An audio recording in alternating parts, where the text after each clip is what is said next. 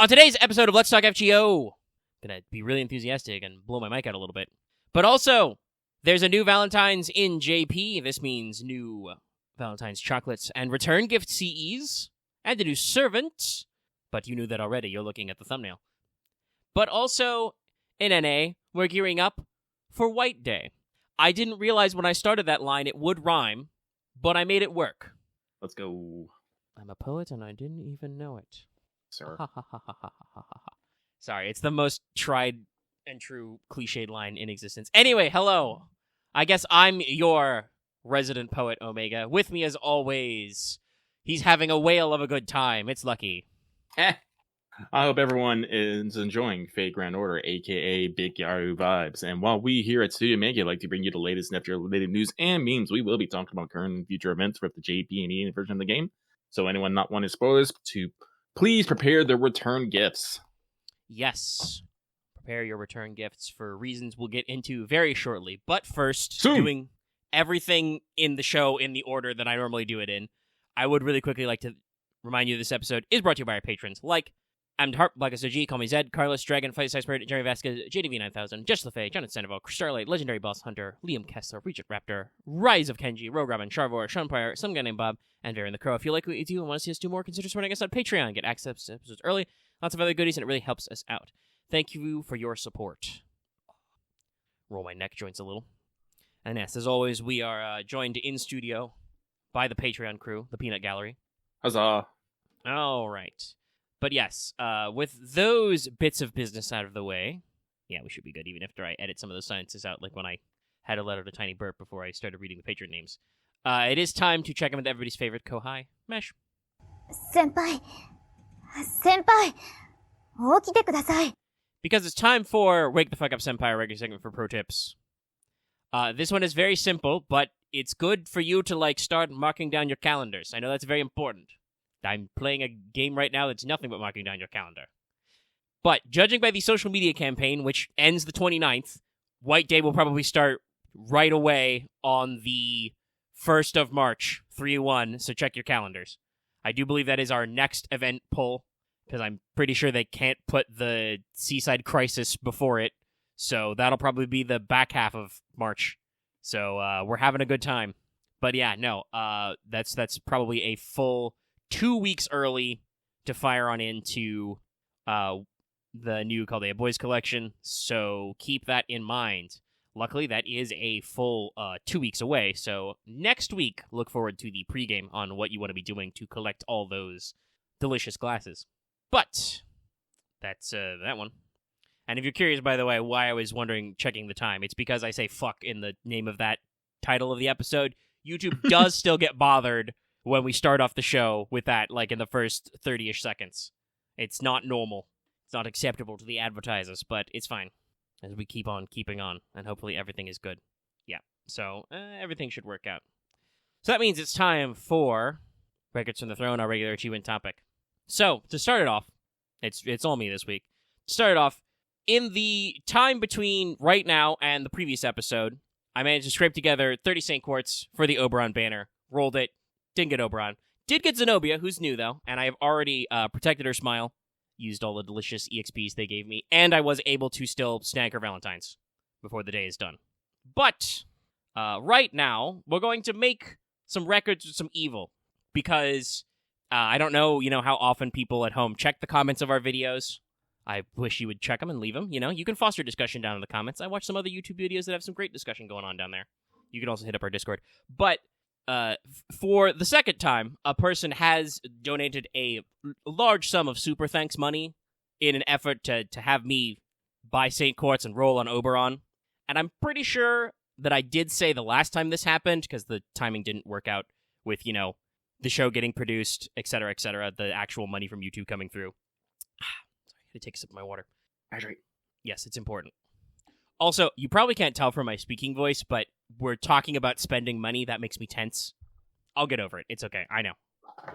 But I'm pretty sure the last time this happened, I said I would catch him on the next Oberon banner, and surprise, there's a surprise Oberon banner.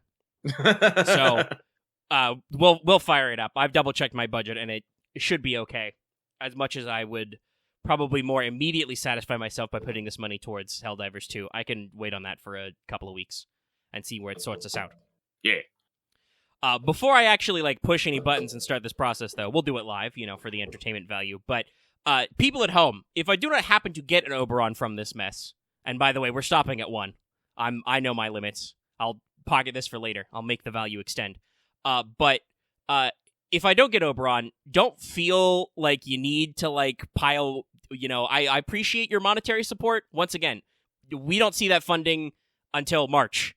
If you super thanks or super chat or whatever right now, that Google does not pay that bill to us until late of March, the next month. So Oberon's banner will be way over by the time that stuff comes through. So if you want to support us in solidarity, that's cool. Consider dropping us a Patreon membership, but the timing will just not be working. All right. I'm going to get a lot of Google points for this. Okay, all right. Doodly-doo. Google's processing. Doodly-doo. Yes, it's pretty easy because I don't have another rule worth of free Saint Quartz, so... I have been slowly but surely saving up. I'm at 97 quartz myself because, oh boy, for the foreseeable future, I'm not going to be getting a lot of income, so I need to really get on that. I've actually been considering that I probably need to actually start working on my free quests, my interludes, my... What are they fucking called again? Rank ups. Rank ups, thank you. I have a lot of quartz just tucked away in there, and now is the time to unleash it. Yeah. Right, not to mention, I just need to get... Spin. Nothing. By the way, we're skip ganging. Oh, we skip ganging? Yeah, we're skip ganging, chat. That was our first 10 roll. I got Victor of the Moon, nothing else. Son of a bitch. But yes, I literally can't get the next milestone of free quests until we get more free quests. I have 4 left in Avalon Le Fay.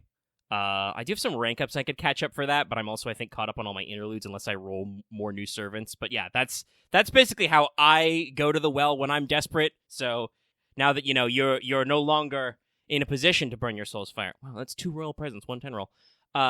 You're going back to the well because there's a decent amount of it. It's another nothing but a 1 5-star CE, thanks, and a couple 4 stars. We're just firing the skip gang. We'll see if it goes anywhere. Nope. We're starting our 4th 10 spin. I have a sneaking suspicion this guy does not like me. Is it because I was mean to him? He was mean to me first. I can hear my Bluetooth headphones lying on my bed making the noises. It's a Black Grail? That's not nothing. I think I've only got 2 copies of Black Grail. Also, somebody in chat asked about hidden quests. No, I believe I'm also all through all of those. Ooh, okay, is that my first copy of Holy Maiden of Winter? Yes, it is. Okay, cool. Got the new one. Still, that's another roll with nothing but CEs in the gold slot. We have 2 more 10 spins.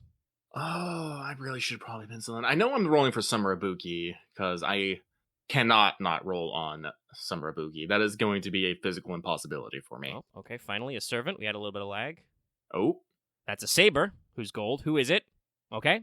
That's another Bargist. Is that my NP 3 or 4? I mean, that's important. No, it's good. My Tamlins are very well NP'd. Nope, that was it for the roll. Okay, this is the last 10 spin, everybody. If you got any energy, send them. I will take the Bargist coins. Nope, no joy. And there you have it, chat. That's usually how it goes when I spend money on Saint Quartz. But I appreciate everyone's effort. I'm gonna pack that in for now. Bargist is good though. Yeah, like I said, I'll take it. I'm pretty sure that's actually let me literally check since I just got out of there. I'll upgrade that NP level right now. And like I said, it wasn't. My experience with the Oberon banner hasn't resulted in any 5 stars, but my 4-star luck was okay. That was an extra Bargist NP level, and like I said, I got a brand new Zenobia, and I was able to fire on her Valentines as well, because I had enough chocolates left over. Thankfully, you have a whole week. But he dodged me on my last GSSR, Legendary.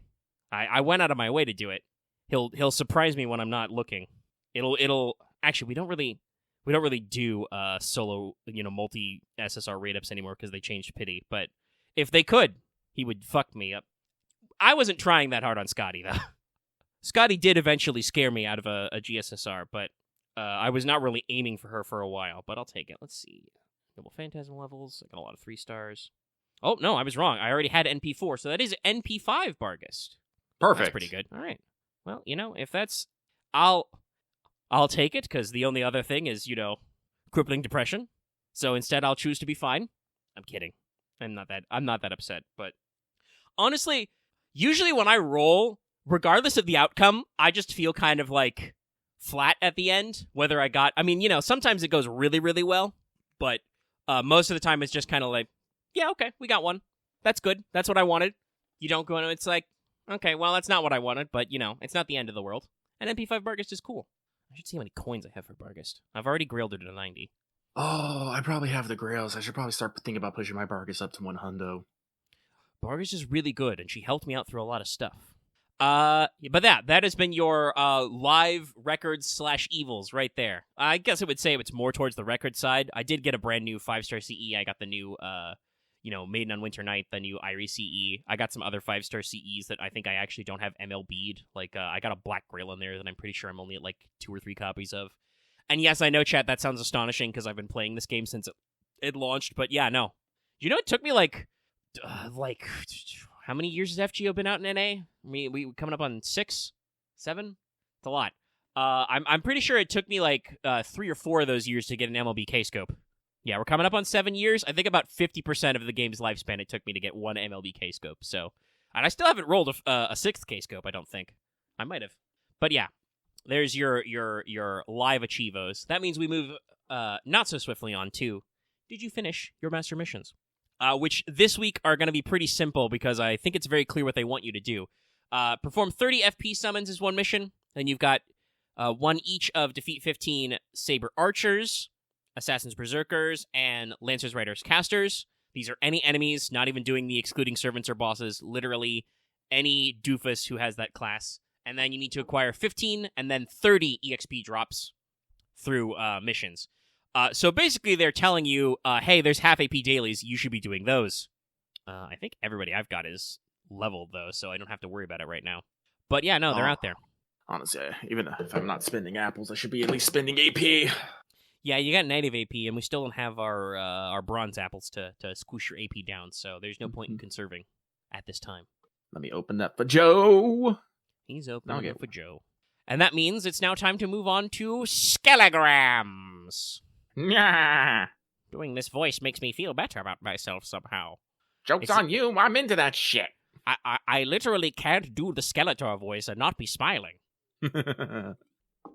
But we've got 2 for you, and don't think that just because in my show notes these are short, that these are, like, not impactful, but we're starting at JP, Valentine's 2024, Beyond the Chocolate River, starting the 14th, going until the 6th of March. So quite a long tail on that. I'm guessing that's probably going to go straight into a CBC pre-release campaign and then start White Day, basically. So pretty back-to-backsies there. We'll see if there's any other fun stuff. But event-wise, it seems completely normal and not exactly like, obviously, because there will be a different story and, different rewards, but mechanically, basically the exact same as the Valentines we just did. There's a point ladder. There's a lot of points. You've got CEs. You've got both gotcha CEs and, the new drop CE. You've got, obviously, your Valentine's rewards to exchange. It looks like you've got a system of, lock-ons and surprise chocos. I don't see anywhere on the wiki if there's, like, a similar mechanic, like the buddy system anymore right now, or any other, like, special stuff they got going on there. It just, seems like we're just doing a perfectly normal event. The bonus servants are just all of the previous year's Valentine's servants, basically, and also Columbus for some reason. Literally, that's it. It's just, and then MASH, obviously, the brand new servant is the highest on the list. Oh, they say Columbus for some odd reason, but I have seen an art. There is somebody in that fucking event doing a thing. I'm not entirely sure what that thing is, but they exist. Yeah, there is some plot stuff going on, and I'm sure we joke about Columbus for some reason. I'm fairly certain it is probably directly related to the story of the event. It's just funny that he's the only, like, not pre-established guy who is entering the story, as it were, because everybody else is, like I said, all of our previous Valentine's bonuses and their the MASH. I do believe that Semiramis and Hard Hat did come back, so she's actually, like, involved in the story for once. It's been a long time, so that's good. And I'm hopeful that we'll get some jams in there. Looks like we got some fun Valentines this year. We'll probably take a look at the list in a second. Let me actually, I'll cross-reference y'all to the list in the wiki. Off the top of my back, I do know that Ash apparently does have 3 different Valentines, if I understood that correctly, 1 for each ascension. Let me see. Was there anything else that I knew off the top of my head? Well, Not really. I don't know if you knew it for sure already, but you guessed correctly that Yamato Takeru is a double. You get a gift and a return gift. But yeah, Excellent. before getting into that, also, we do have our new, gotcha banner for this. Our new servant is limited SSR writer Andromeda. She was shown off at the stream a couple of days beforehand. So this is Andromeda, wife of Perseus. Perseus, you lucky bastard. Daughter of King Cephas and Queen Cassiope. Also, this should shock none of you, but if you're wondering about like her, appearance is darker skinned. She is actually supposed to be a princess of what was then called Ethiopia, but is more in line with the Upper Sudan, some of the areas in the Red Sea, etc. So, but yeah, she's from the Middle East and North Africa, depending exactly where the geography was. And some people were like, they made a galaxy a servant. No, guys, the galaxy's named after her. The Greeks were very reliable and slightly relatable to keep showing star forms, asterisms, etc. Actually, Andromeda is a old constellation too. It was actually it was actually named by I can't fucking say his name because I know I'm gonna say it's right, but it's the Ptolemy. Our good buddy Ptolemy, yes. Ptolemy, yes, thank you. Yes, so Ptolemy named a lot of old constellations and star formations, and he named them all after mythological things. Andromeda's mother, Cassiopeia, is also considered a constellation. Yeah. That said, because the Greek gods are already from space, there's some very funny things they get to do with this. Because her NP is the Ketos. Yeah, I know. I saw that whale. I'm like, I know this. What is this? Yep. Someone actually did it. Yeah. You may hear some people say it's Cetus, but it's Greek, so it's definitely a hard C. Yeah, no, I'm one of those people. I've been saying Cetus forever. It's okay. I switch back and forth. Technically, the whale should probably be called Ketos, but technically, because we've had an opportunity to, rename and reform star formations, the IAEA did settle on this constellation, Cetus. So you could probably say it's Cetus. We say it's the whale. The actual sea monster, it could be fucking anything. It's not super well described in the myth. It's just a sea creature. Well, that's the funny thing. Like, whales got named after Cetus for, large sea beasts. So you may have heard the term Cetusian or Cetusian. That's, like Cetus. That's what the class whales. And I think dolphins are also, I think, Cetusians. But yeah, no. So that's where, a lot of that myth stuff comes from, and it's pretty neato. I love this kind of shit. Greek myth. Yeah. Got some fun notes in there. And yes, if you're curious, Andromeda, wife of Perseus, she was chained up to be sacrificed to the sea monster to spare Poseidon's wrath. Perseus, on his way back from his fateful encounter with Medusa, happens to see a girl chained up by the seashore and just has to take a stopper. He has to pull over. Record scratch. Wait a fucking minute. Yep, that's me. You might have wondered how I got into the situation. But yes, so looks like a lovely little servant, a design by artist Lack. So not only can Lack draw pretty men in the form of Izo, but can also draw pretty ladies. Pretty ladies with hips! Also, just in general, the art for this is great. The CEs are great standouts. There is first of all, I have to be that guy and be like, Drake CE spotted. Choco Rafting is our 4-star CE, but even though it's in a different format, Redrop coming out fucking swinging, killing even, murdering in the streets, laying to waste with the 5-star CE Milky Way, which is of Nido Alter, and also posting concept art, which is great. I love the little notes of just the actual Nido being like, oh my god. Yes.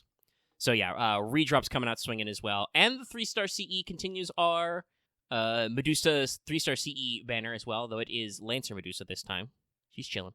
But yeah, so all in all, got some good stuff there. And yes, there's quite a lot of our new servants out there. There's some very interesting things going on. We were wrong, and Saber Medusa does not get you a snake. Instead, she gets you adorable Cerberus chocolates, which have little candy, tennis balls. They're so cute. I have not actually looked at many of the chocolates, so I should probably maybe do that at some point. Yeah, I got the list. There's a few fun ones. Hold on, I have to... Huh. Oh, I want to see the scene behind this. Summer Castoria gets you a trumpet. I'm not sure it's even made of chocolate. I think maybe after the incident with the last one, she's not doing that anymore. Which I find hilarious this year because Castoria was all up in other people's chocolate business. Yeah. But of course, all your favorite, summers have fired some things off. Yes, it's the, you can get the Trumpet Kid stuff. I love that the Valentine's, gift, the equivalent of chocolate on that side that Takedo gives you is just breakfast. It's just traditional Japanese breakfast. Sick. Oh god, like Yui's it's a mini Zen garden of chocolate. Oh, that's cute. Yes. What I was gonna say, what I mentioned earlier, when discussing what position we should take in regards to Andromeda, her Valentine's chocolate is officially called BFF Choco Rocks. I cry. Ushi goes and gets you the visor from her helmet, and once again, I can't tell if it's actually made of chocolate or not. There's more chocolate guns, all kinds of fun stuff. I will say this, they always have fun coming up with these little chocolates. Yes. Like I was talking about, I don't know if I mentioned it, but some of the scenes where you get these chocolates are surprisingly deep, too. I'm just like, ooh. Yeah, it reminds me, like I said, I caught Zenobia's last minute, and like, it's a, really drawn-out experience, but that's kind of the point of it, You go on this whole long excursion through the desert, and then she drops you in an oasis, and is like, also chocolate dates. For reasons. Beast Draco gets you a fucking amazing-looking cake, like crowned in chocolate roses. Tiamat has produced a bento. These are huge, actual. This is a whole Japanese picnic. And on the return gift side, we have many funny things. I love the name of Satanta's. It's violently made coupons. What? Yeah, he has aggressively scribbled some coupons. Aggressively. There's some wonderful, finely made stuff going on. Dorohana's also has a great name. It's translated as the most expensive belt chosen by the great me. Fun fact, Sugitani Zenjobu is only on the return gift side, but does get you, funnily enough, while on only the return gift side, it does give you chocolates back in the form of alcoholic bonbons. So we're really playing around with the conventions. Theseus gives you a stuffed Asterios. He will join the team. What? Oh, is it actually going to join the fucking team? I don't know for sure, but I can't imagine the writers wouldn't continue the gag, right? It's a little Asterios plushie. No, man, like I just got my V and my V doll and my fucking Apollo doll, so I got to see both those scenes back to back, and I'm like, no, this is the good shit. Yeah. I loved it. I think I posted some screen caps in there. Actually, where is this list? Where is it? I linked it in Patreon chat a couple tabs ago. Ah, there it is. The wiki, yeah. And also, hey, guess what? We were completely correct. Minamoto Iori gives you Buddha statues. Yeah. Open parentheses, a lot. Close parentheses. So that was another pretty easy guess. But yeah, there's a lot of fun stuff in here. I'm looking forward to seeing these scenes in a couple of years, probably. And there's a lot of very interesting things going on here. Durga's got you some things. Everybody got you some things. Though I will say, I'm not sure what the fuck is going on with Kashin Koji's. I'm terrified of this one. It's a blank mechanical doll. I'm just not sure what's the happens. But otherwise, there's a lot of fun little things going around.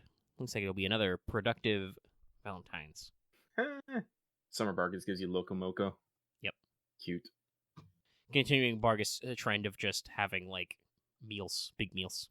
So yeah, we're having a fun old time. Oh, okay. I guess there wasn't multiple ones. I guess I heard wrong. There may be multiple scenes. I don't know. I only see one CE listed. Yeah. The CE does kind of seem to synthesize all the different elements because it's like a sequel to regular Morgan's Chocolate because it's the hotel, but it's got the little figures for all the different hers in it. There's even Bargus on. Yes, there's a large Barghest made chess piece to the side. Oh, that reminds me. But yeah, there's a lot of stuff going on there, so it's a fun old time. I think Takeda Shingen's is literally a fucking red sports car. I can see that. We're gonna be so loaded when we get out of here. Okay, so the scene has all three of her ascensions. Okay, that didn't work. I thought it would. I thought they said they fixed that. Apparently, they did not. Hang the fuck on. Twitter embeds are still very weird. Sometimes it works, sometimes it doesn't. But yes. And yeah, so if you want to know more about Andromeda as a unit, we'll talk about her later in the Free Talk segment. As y'all just heard some critical stars click. That's relevant. But that means it's time to move on to NA's big bit of news. Woo. It's the White Day 2024 pre-release campaign. Started the 15th, starting immediately after Valentines, the actual event ended. And also, I should say, I did appreciate that Valentines did give us a little who your best buddy was, who racked up the most buddy points. This shouldn't shock anybody on my end. It was Castoria for me, because she was consistently my support in all of my different team comps to do things. So she got to pull a lot of extra duty, though I'm sure that my EX-ranked Melusine was, also pretty high up on that list. Mine was Melusine, but I think it's mostly because the way that my brain works, I usually put my attacker first, followed by supports in my list. Because if I hadn't done that and actually had put who it was, it probably would have been Koyaskaya of Light, because she is actually the one who stayed all the way. Listen, I had this really weird and jank setup with frickin' Melusine, Castoria, and Koyaskaya of Light. I don't know how I got it to work, but I did. Hey, buddy, guess what my team comp was? Oh. I also was using was... some plug suit shit for the same thing. Yeah. The thing was that I'm pretty sure my Castoria came out on top because I was, not a lot, but I was farming earlier days as well without using my Melusine team comp. So even though I put her in my front slot to get her to grow buddy stats as fast as possible, I already had my Castoria in the mix. Yeah. But yeah, no, just the Buster Arts Wombo combo worked out pretty good. And that really? damage bonus did slap. Yeah, I didn't need double. Well, okay, I guess I don't know. I guess I wasn't always getting the perfect 3 turns. Sometimes I got 4 turns just because of damage. But yeah, no, I didn't double Vitch. I just because I got order change on the brand new CE anyway. I did use a support Vitch, just to make it go smoother. But yeah, technically, if you've got your Melusine buddy rank maxed out, you might be able to do it with just 2 servants and face cards and stuff. It's a little all over the place. Yeah, because it was.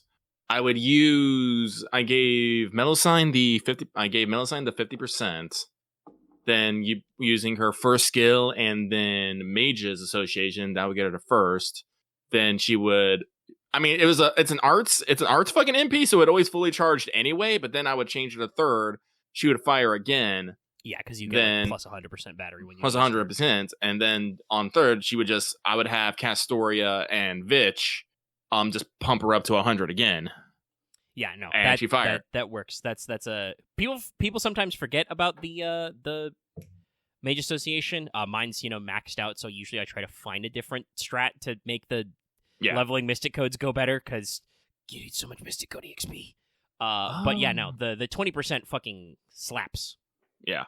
But like I said, sometimes, depending, Melusine would be, so juiced up on, turn 3 that if I got any face cards with her, Sanzo just fucking dies, deletes in a hail of crit damage. But, yeah, if I down, usually it's turned by the second turn that it happens. Yeah, for me, it was definitely, if I got face cards, I could reliably 3-turn. Sometimes it was a 4-turn, especially before I got that bonus damage on Melusine. It was sometimes a 4-turn setup. But no, I was able to get a lot of farming done, so yay. We're not even in free talk. Where are we at? We're in news. We're in news. Because we're talking about what's coming next, actually. Yeah. Though you could only view the whatchamacallit, the Super Buddy once the event was actually over. But we do have a few things to talk about the White Day pre-release. First of all, we got a social media campaign that ends the 29th. Retweets, shares, likes, etc. for at least 6 Saint Courts. At least for now, Fate Grand Order officially hasn't jumped to Blue Sky. Though it is open to everybody. I have not made a transition yet because artists I like are still posting on Twitter. I've made an account, but I haven't done anything. But then again, I really don't do anything on my Twitter either. Yeah, I need to make an account and probably get set up. But like I'm not going to pull out of Twitter until it either explodes or like a decent literally every artist I follow is just like, yeah, I'm literally not posting on Twitter anymore. I don't know which will come first in our current climate, but yeah. So social media campaign for all that. We're also getting a total login bonus, and I believe it's total because it says, log in once a day for a maximum of 7 days. It doesn't seem to be linear for mixes of apples and Saint quartzes. Just, a couple of each, but still, you guys will want those apples.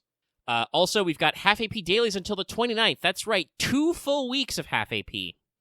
And I do not know if JP went that far, but I remember we had a discussion around the new year that we did kind of skip a half AP period. Yeah.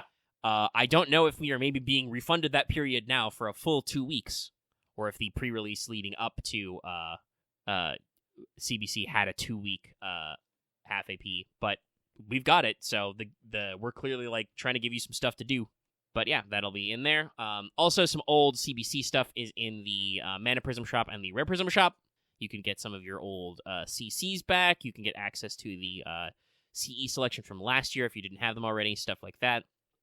Also, in another little bit of, just cleaning out the old inventory, the Seraph main interlude is now free. If you bought it, you get your Rare Prisms back. I myself received my Rare Prisms earlier when it went back. So yeah, that's now just, free access. That means you can definitely always secure your free Weeby and get into that. And that is launching with complimentary Melt and Lip and then KP and Suzuka banners. I know many people are taking this opportunity to roll for some more melts. Funny enough, speaking earlier to my rolling luck, Melt, I did actually try decently for her the first time she came around. Melt jumped me on a GSSR. That was the one GSSR I've had with two 5-star servants. That was Drake and Melt, same pull. Wild and crazy time. That was before the GSSRs excluded all non-limited servants. Funny enough. But yeah, so we're in a little bit of, as usual, we're in a little bit of a dip time before we move into our next event. I'm very excited, though, for Boys Collection because of the spectacles, which they are already straight up advertising with Arjuna Altar on it. They're already like, we know what you want. We're letting you know 2 weeks ahead of time what we're pulling off here. But I'm very excited for that because there's, a lot of little costumes to unlock to glassify many people, including some of my favorite peoples. But yeah, that will bring an end to Skelograms, because that's our news updates. That's our news updates. So, with that, let us switch on over to this week's Let's Talk FGO Mailbag, the segment where we read what you have to say and comment accordingly. Yay! Let's do one last refresh. We have five lovely comments here. And so we will get through them all. Let us begin. The first one comes from the Master Who Exists, recovering from my last-minute Valentines rush. Ooh, yeah, excuse me. They say, hey, Lucky Omega, I got a question for Omega. You said in one of your previous episodes that you would put out a Lost Belt 6 recap around the holiday season. The holiday season has come and gone, and I am simply wondering where it is. That is all. I hope the two of you have a good weekend, and may your enemies' future gotcha rolls be cursed. Oh, we went with the opposite way. Probably should have put a different apostrophe in there. Yeah, so people can double check how that went down, but the way I remember this was I said that I might put out the Lost Belt 6 recap around Tunguska, and I'm pretty sure that Lucky suggested actually leaving it until we're closer to Trom, which we are obviously still a couple months away from. And so that was my current plan, was to wait until we are in the 6.5 zone to fire off.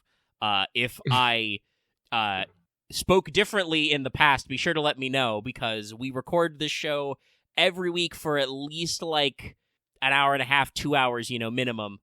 So I say a lot of stuff, and I do not always remember what I say. Full disclosure, Lucky doesn't remember shit. Yeah, I know. Like I said, I'm saying I'm pretty sure that Lucky said to leave it till Trom. I'm not gonna ask Lucky, did you say to do it before Trom? Because Lucky's gonna be like, I don't remember.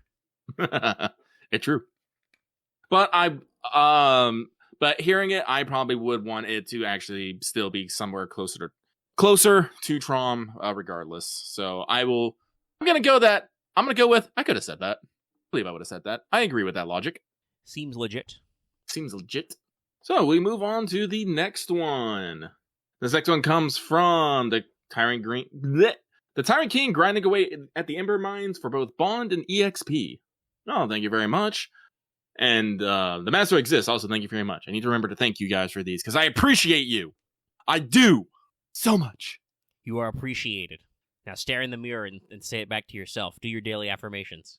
But they say, question. Hey guys, with Andromeda and Paradox Kyogre here. Paradox Kyogre? Kyogre? Yeah. Kyogre. The big blue guy from Pokemon Sapphire. You Ah. probably remember what that guy looks like, even if you don't remember his name. Hang on. Kyogre. Ah, okay, yes. It's that whale. It's the whale Pokemon. Very well then. People are really hoping Perseus on the horizon soon. So it got me thinking, if Perseus were to show, would it either be an event or a story chapter? Also, if Perseus does show, who do you think we'll get more lower on prototype? Anyway, that's it for me. Sending good vibes your way. Wah. And hope you have a great evening. P.S. My bet is OC2, not White Day, since I think that next OC in Japan is in Japan is one of those phases in the preview was Japan 1999 or something. Yes, I do believe that is the speculation. The next ordeal call will be set in Japan. Some people are even going so far as to call their shot for Tokyo. I think Tokyo 1999 would be related to the prototype timeline. That may be why we're thinking that. But yeah, let me stroke my chin. Well, I mean, it kind of makes sense. Like fucking the first audio call had some really weird ties. Yeah, it was like a weird. If I'm understanding correctly, it was kind of a weird like a Seraph vibe, but we were also using that to springboard off into some extra Sion stuff as well. So, well, yeah, no, like I feel like they were channeling some definite like extra vibes and maybe a little stuff. So who knows? Like maybe they will. Personally, I'd rather have it be an event. Generally, events are a lot better on focusing on character details rather than the story details. Yeah. Like with I'm gonna ruin this Greek word. Aenean Breeze? Aenean Breeze? Like, we got to really look at both Kirky and Odysseus, and I'm like, yeah! Like, I love it. So, I would definitely like to have that with both Perseus and Andromeda, too. Personally, like I said, I know it might feel like a little bit of a rehash of something we already did, Greek heroes, frickin', at the sea, a man and a woman and master, just kind of being a third wheel, just like, what? But I still like it. As much as cool as story is, Lucky is always much more interested in character. Yeah, and I mean, we don't usually do this kind of pairing, but it would be a great pairing to go the jump from Valentine's to White Day, especially because it looks like the way JP's schedule is that they are immediately going into White, like the way the actual Valentine's event ends the 6th, right? So that's basically a week before White Day. That is like exactly enough time to launch a brief pregame or even start White Day right away for like 3 weeks. So it sounds like those two events are literally going to flow together. So that would be a great chance to, do a back-to-back, right? That's what I would like to do personally. And also, I do believe Perseus has been in the game files since eternity. Yes, he is one of our original data mine list.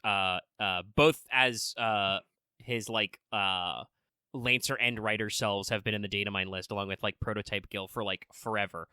By the way, the only people left on that list besides those guys and Jane does not have a year 2 kit. She has, because she's got that crazy gimmick with her stars. It's just that the practicalities of making that one work are more difficult. They did not change her art assets. That's true, but I think it's fine. Because her animations are good. Anyway, but I think the only people not left on that list, because we did finally get Mother Harlot, is you've got Protogale and then you've got Khazra Drop and Violet. So we're very close to catching everybody who has been has a space planned for them in this game from the start up. Which version will we get? I don't know. They could actually do that as kind of a fun thing. There's nothing saying that even if our next ordeal call isn't prototype themed, that we could not release one Perseus, probably I assume because, Andromeda is a writer, we would probably do the Lancer version first. But there's no reason saying we couldn't do, like, a 5-star Lancer version of him and then do a 4-star writer, when it actually comes around. I don't remember if that's how the classes line up for Prototype, but that's like I'm saying, we literally just got a 5-star writer. It would be very awkward if Perseus had to compete with his own wife in slot. But yeah, no. I personally, like, main story releases are cool, and some of them are very long. I don't actually know what, like, I don't remember what the chapter count on Ordeal Call 1 was off the top of my head, but definitely, like, there's not necessarily the enforcement, shall we say, that they have to be mutually exclusive. I probably wouldn't mind Perseus as an event drop. I think it would be more likely he would be permanent if he was a story-related drop, but again, there's nothing that says we have to do that. The Saber Medusa got shown off in Ordeal Call and then was an event release later, so you never know with what we're doing, right? But I think with Andromeda being an event, limited servant, being a Valentine's headliner, so presumably she's going to show up like on reruns around Valentine's until this game hits end of service, right? That, they would probably put Perseus in a similar position. I think it has symmetry. It makes sense. Like regardless, I am excited to see maybe what happens with Perseus. A lot of people say that he's supposed to be a Shinji face. Yes, I believe that concept art shows him with kind of the Shinji style purple hair in some versions, and I believe buried somewhere deep in the text of the original Fate Stay Night, Medusa has a comment about Shinji's face reminding her of Perseus. I'm excited to see. Sure, they're supposed to be pretty different personalities. I'm not like. Do we know anything about Perseus's FGO personality? I know, like, as per Greek heroes, he's pretty mellow and chill. He doesn't go around doing a bunch of weird shit. He's like, guys, I just gotta go kill this monster. I need to, guys, please. A dude is trying to bang my mom, and he sent me to go die. I gotta get back at him. But personally, I think I would like Perseus's personality to be kind of that, like a jerk with a heart of gold kind of thing. Like, he's just done with everything. He's like, bruh, do you know where they keep sending me to do shit? I'm so sick of this. Yeah. That's the kind of personality I want with him. I don't think we know much. We might have we might get some some vibes from the new Valentine's event, because I do believe that Andromeda does talk about him. Because as we do say, usually with these event servants, we get a lot of focus on them. So obviously, like, Andromeda kind of drilling down and explaining herself is, part and parcel of the event story. That's literally just happened in the Valentines we just did. That the main body text of the event we just had was only about explaining what Bazette and Manana McClear's deal was collectively. So, yeah, I wouldn't mind that much of an effort on a Perseus. But yeah. Sorry, I said but yeah, and like that reached somewhere into the deep structures of my brain, and I remembered a very, very old Game Grumps bit of just but yeah. Oh, let us move on. Thank you very much for that. This next one comes from Monster Girl Aficionado. Thank you very much. They say, "Dear Lucky Omega, no question this week. Just sending good vibes. Wah wah wah wah wah wah wah. And wishing you well. Keep up the great work. Same to you." Yeah. Oh, shit. I'm just saying, yeah. I'm doing a thumbs up that nobody can see. Unfortunately. Moving on. This next one comes from Exter Valentine CEs. Give up so much EXP. Thank you very much. So, fun fact. I was actually able to cram every single one of my CEs into my normal storage, because I only keep like 40 or so CEs, like, just permanently active. Because I'm like, I look at all the event CEs and stuff. I'm just like, I'm never going to fucking use these. Just shove them in my second archive, and just sometimes if there's like an event, I'll pull them out, because they're actually getting a lot better with those filters for, like, upcoming events, previous events, current events. Very nice. Very nice. Yeah. So at some point, I am gonna go through, read them all, and then decide which ones I am gonna keep until the next year. Because, like I said, unfortunately, like, oh god, how many CEs did I get in total? It was like 300 and something. I don't know, like, exactly how many, man, but I do remember I had exactly 25 chocolates left between the surprise and lock-on chocos. I had 25 left, so I am assuming that's for like the 25 servants I don't have. I'm assuming. I don't know. But this person says, I lost my place there for a second. Apologies. Before my question, I'll say I really wasn't expecting Omega's Taylor Swift tangent last episode, but it was still funny to listen to. There was a Taylor Swift tangent. Listen, we just talk about whatever now. I mean, we did that before, but now we don't feel restrained. We just talk about whatever. We just talk about whatever. We go. We ball now. Fuck it, we ball. But they go on to say, now for my question this week. Who of the Sakura Five would you like to see added next in FGO if they do add any more? Question mark. Well, if you were listening earlier, Cosmo Drop and Violet are still supposed to be coming. Violet. That's like I said, that's what I'm trying to think. I was like, I remember Cosmo Drop. I couldn't remember Violet. It saved my life there for a second. Like, they are still data mined, and we got 3 of the 5 already. I cannot imagine that they will not put in the other 2 at some point. Unfortunately, Lucky is of that unfortunate thing where I actually do not know super much. Legendary, don't you dare at me with fucking go read Foxtails. You say that every time. Don't you dare. I gotta stop saying There was a very brief period where we focused on cleaning up our language a little. I think we dropped that. I need to keep working on that. I can be very good at not saying it's just the fact that I use it as my default pause when I'm trying to think. I just need to be more clear. It's like, I need a moment to think. And it would be fine. It's just that when I'm not consciously thinking about what I'm trying to say, it's just like, yeah. This is how humans work. Yeah. And if you could can it entirely, my trimming out of all the silence would totally remove any idea that there was a pause at all. Yeah. But as I was saying before, I don't actually know that much between the 2, except for a few scant details I've picked up here and there. So my answer is just both. Give them to me. I'll roll for them. I'll complete the collection. Oh, don't worry, Axe. I am worse. I carry burdens way heavier than that. I am fine. It is also just, like, generally part of the public speaking package is to cut down on your pause words. Yes. I'm not, super great at everything. You'll notice I throw in some likes and as bridge words, basically. Bridge. When the statement is very clear in my mind, but I'm not always sure about the parts, you'll throw those in there. I definitely have some uhs and ums. Speaking of, funny things we've done with the recaps, lost that word for a second there. I did actually, as a short on our channel, that's the word I'm looking for, but in our shorts feed, I did post the track, which is just the first 60 seconds of ums I isolated from, I don't even remember which Lost Belt recap it was. I think it was 5 part 1, but I was trimming out a lot of those when I was editing the recaps together, stitching them together. So, if you want to hear how many of those are, I think we do a decent job most of the time, but hey, not that this should shock anybody, but in case it does, the show's unscripted, technically. Sometimes I arrange show notes in a format that could be considered a script, but especially when we're just responding to mail or talking about whatever, we are in full unscripted improv territory. Mm-hmm. Yes, parts of the show are structured. Very little of the show could be considered scripted. And we don't rehearse anything ahead of time usually. So yeah, that's why you get all the authentic pause words and stuff.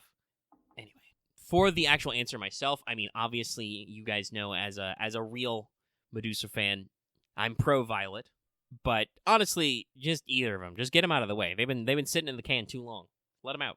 Give us the goods. Possibly make Kazura drop a 3-star moon cancer so we can solve that problem. I will say it is funny. I always thought that the hit we would get for getting an SSR Medusa would basically be like what they did. We would get Violet, but they just made a new Medusa instead. Fun times. I don't know nothing about likely about anything. Nah. Like, on a personal level, I am definitely going to assume that one will be an SSR and one would be an SR. Just because I'm pretty sure that these two will be big money makers. And I think I've mentioned this before. Games need to make money. FGO funds a lot of bullshit. And also it needs to fund itself, Oh, so thank you very much for that. And we're going to move on to last but not least, Agent 418. Thank you very much. Who says the usual. Hello, Lucky and Omega. Have a good weekend, y'all. I headbutted my mic. You gotta watch out for that. I do, like, when I say something like, have a good weekend, y'all. I always do this little neck twist. Like I throw my head in a circle, and sometimes I'm just a little too close to the mic, and it just like bonk. Yes, if anybody, it happens more on streams than it does when recording the show, because usually when we're recording the show, I'm like, not dead on, but you know what I mean? I'm sitting in front of my computer desk, my whole body is arranged to look at the monitors. But when we're streaming, I got to split between my TV, which is technically to my, 7 o'clock? Yeah, 7 or 8 o'clock behind me right now for my computer desk, to put that in perspective. So I have a rotating office chair, so that's easy to do. But if you've ever heard me do that, and that's me clonking the side of my microphone. Actually, I have no idea after I do noise editing if that'll stay in. But if you heard a sound there, that's my headphones hitting the front of my microphone, because I like to be pretty close up into the microphone so that you can hear me enunciate. But that means that if I, twist my head around suddenly, my headphones stick out farther than my mouth does. So I bump the mic. And it happens. You gotta be careful. It's a dangerous business. I actually, yesterday when we were doing, some 14 grinding, I actually, a chunk of my mic arm, my mic holder popped off. Everything is still staying held in, so it was a non-essential piece of plastic, but it's dangerous business. Ooh. Sorry, I'm just finally, working through my beeswax, and this will be my last copy of Black Rail to MLB that I had the 3X before. Neato. But also, yes, thank you, 418. I hope you have a great weekend. Yeah. But that is... Wait, let me do a refresh just to make sure. Sometimes something weird happens. Okay, no. All right, cool. No, I think it was fine. That is it for the mailbag. Thank you very much. All righty. Well, that means it's time for free talk. Not a lot of free talk to be had this week. We're just coming off an event. Don't have a new one to drop the prep on just yet. But we do have a brand new servant. It's time for new servant deets, as you like. And they're pretty simple deets. But yeah, it's Andromeda. So right out the gate, Andromeda here is setting some high bars. Right now, she is the highest HP in Riders. Squeaks to the top of that list, pretty sure. And thus, fairly low attack. She's got a QQAAB deck, pretty normal for Riders. They can kind of be all over the place, but there's several other big SSRs who are in that similar format. She has solid hit counts and NP gain. She's 0.62, I want to say. It's definitely 0.6 something. 4-hit, quick, 3-hit arts, normal stuff. Her NP is an AoE quick, so we got quick AoE Rider again. Much more common in the lower rarities, but not unheard of. And the top slot. It's got decent hits. It's got 6 hits, which is, pretty good. It gives all enemies 1 turn of Skill Seal. It gives Andromeda plus 50% defense for 1 turn. It's one of those NPs. Big defense stonks. And also, it gives the enemies defense down first based on overcharge for 3 turns. Starts at 20%, maxes out at 40%. So you've got a decent little cook-up of things there. So yeah, pretty normal NP, but good. You can already see there's a strong defensive lean to this kit, and that's got to stay in place. Our first skill is 5 to 15 stars right out the gate. Another 5 to 15 stars per turn for 3 turns, so very consistent star generation. It gives her 3 turns of just straight up 500 to 1k damage cut, just take less damage, and is also a 20 to 30% battery. So yeah, pretty solid starting skill. Beyond that, for your second skill, she has a 3-turn taunt. Yes, that's right, 3-turn taunt on herself, not on anybody else. This also is a 1-time 3 turns guts for 2k to 3k HP, and has a 3-turn total when hit buff, where when she is struck with an attack, she gets 5 to 10% NP based on your skill level, and 10% crit for 3 turns as a buff. That's every time she's hit. So you can pretty clearly see the strategy here. Andromeda is a tank. Her final skills are pretty straightforward. Damage steroid. It's interesting that it's at the end, but yeah, it's there. It's a 20 to 30% up on arts, quick, and NP damage for 3 turns. So you've got a pretty comprehensive overlap in terms of damage ups. She has writing A+, so those quick cards are really going to slap. Magic Resistance C, and then a couple of unique passives. First of all, she has a passive where anytime she procs a guts, not just her own guts, but anytime she procs a guts, she gets 10% attack up for 3 turns. And also, she gains 5% NP per turn when on water fields. So if you're on a water battlefield, or make it water, as there are a couple of ways to do this at this point, she's basically got Merlin tier NP regen passively. She also generates, again, likely if you're maxing out her skills, she's generating 10% NP every time she is hit. And Andromeda is a tank. It's a very interesting kit. It's more about taking less damage than the hard defenses of, like, Achilles. Achilles has invuls and stuff going for him, and his taunt. And in general, her buffs tend more towards longevity than his, but it doesn't completely negate her power of clearing simple waves of enemies, because you've got, 3 turns on damage buffs and stuffs. I would say that Andromeda probably leans much more to the CQ or boss stage type setup, even though she is an AoE. And, bosses sometimes have ads, so that's important. Sometimes you've got CQs where you got to fight, like, 3 guys, and they're really annoying. But definitely going very heavy on that tanking. Like I said, you've got, 3 turns of just a 1k damage cut. Every turn you fire her NP, she gets 50% damage for 1 turn. Just take half damage, And has a guts that's pretty reliable. And every time you're gutsing, so you probably want to put her with other servants who give you guts. She'll get attack up. So yeah, a lot of very interesting things you can do with her in comps. Which is fun, because it's honestly, other than, some of her special interactions with the guts proccing, not really a very outland kit, It's all pretty normal stuff. It's just the 3-turn taunt is, mostly unheard of. There are a couple of multi-turn taunts out there. Usually it's only 1 turn, though. And I believe some of the multi-turn taunts are actually not on the servant who gives the target focus. It's a demerit, basically. Puts the punishment on other servants. But this is definitely, like, I think the first time I've read a multi-turn taunt, and I'm like, oh, okay, this is part of the strategy. The plan is for this to go off.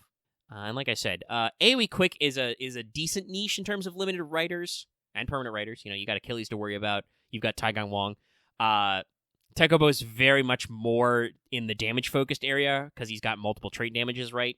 And lots of team-wide battery. Achilles is similar, but has a slightly different vibe with the way his buffs work. I think he's a lot more about traditional quick looping Achilles. So yeah, it's a fun time. And that's the Andromeda strain. Yay! No, it's not really the Andromeda strain, but please, it's a classic. When was the last time you read a Michael Crichton book, chat? All right, we're back after a brief intermission. This is the segment of the show that is called What's Up, where we see what is up. And the response is, it's not really nothing much, how about you, but it definitely feels like kind of a lot of the same stuff going on. Normal things happening to people. I'm continuing to play more P3R to try and get through with that before Final Fantasy VII Rebirth launches, because that's very soon.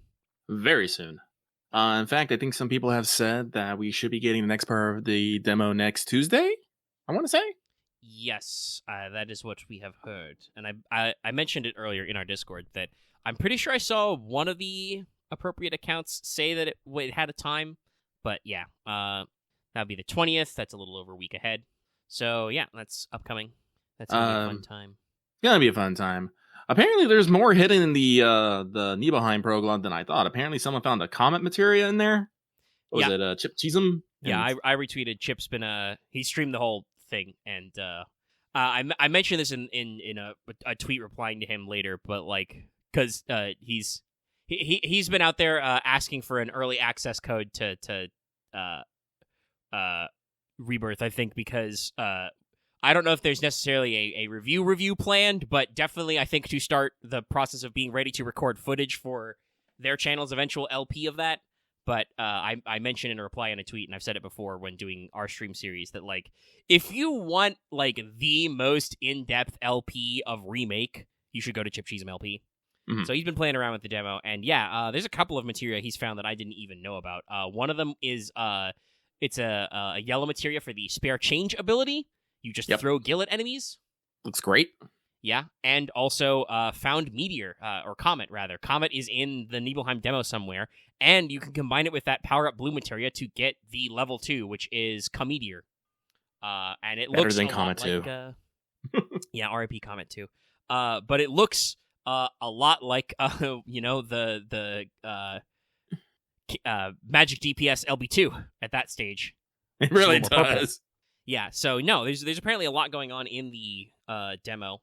I'm still planning, because that'll be a Tuesday. It probably won't be right away on the Tuesday because we've already got our normal, Fail Betrayal on Tuesday and FF14 on Wednesday. But that Thursday, I will probably take and do what I said. And if people are interested, I'll just stream the whole demo starting from Nibelheim over again, and then doing the Junon segment they've talked about. I'll see if I can look up some locations to some of those materia and hunt them down. Because I'm not surprised that they hid some extras in there. And of which there do appear to be a few. I believe it was actually commented because some people remarked that the graphics in the performance mode are a little lower in the quality. That they'd actually like have patched some of that. Like there's actually been a little bit of cleanup. The final version will be a little tighter between performance mode and graphics mode. Because this demo slice is actually several months old. This has been, percolated around to like behind closed doors events and press for several months already. So yeah, it seems like they've got some stuff in the tank. But I'm very interested to see that open world segment and get a lot more party members involved. I hope Red 13 is fully playable in the demo segment. He's actually in the party and stuff. We can check that out because I know you and I were very curious how they're going to handle his actual full gameplay and combos. And there's a lot of fun stuff. So yeah, I'm very excited for that, and obviously the actual game to be out. I think I mentioned earlier that normally I always feel a little nervous when I spend money. Pre-ordering Final Fantasy VII Rebirth is one of those things that I'm like, no, we're here, we're locked in. This is it. This is what we want. I have no fear about this. We're good. So I'm very excited, and that will release on a Thursday. So you'll get some first impressions on Friday the 1st of March, chat, and then you're probably not going to hear from us for a while. Probably not. No. At least the whole weekend. That said, that Monday is the 4th. We will probably be in Metal Gear Solid 3 then, because you're doing a pretty good clip of 2. I'm trying to remember. I checked how to beat. I think you're like over a third of the way through. It's not quite. No, I think I am going faster than the average. I don't know how much more. Yeah, there have been some disruptions to the Metal Gear Solid 2 playthrough, but I as you said, you are much more familiar with that game than I am, so you're moving at a pretty good clip.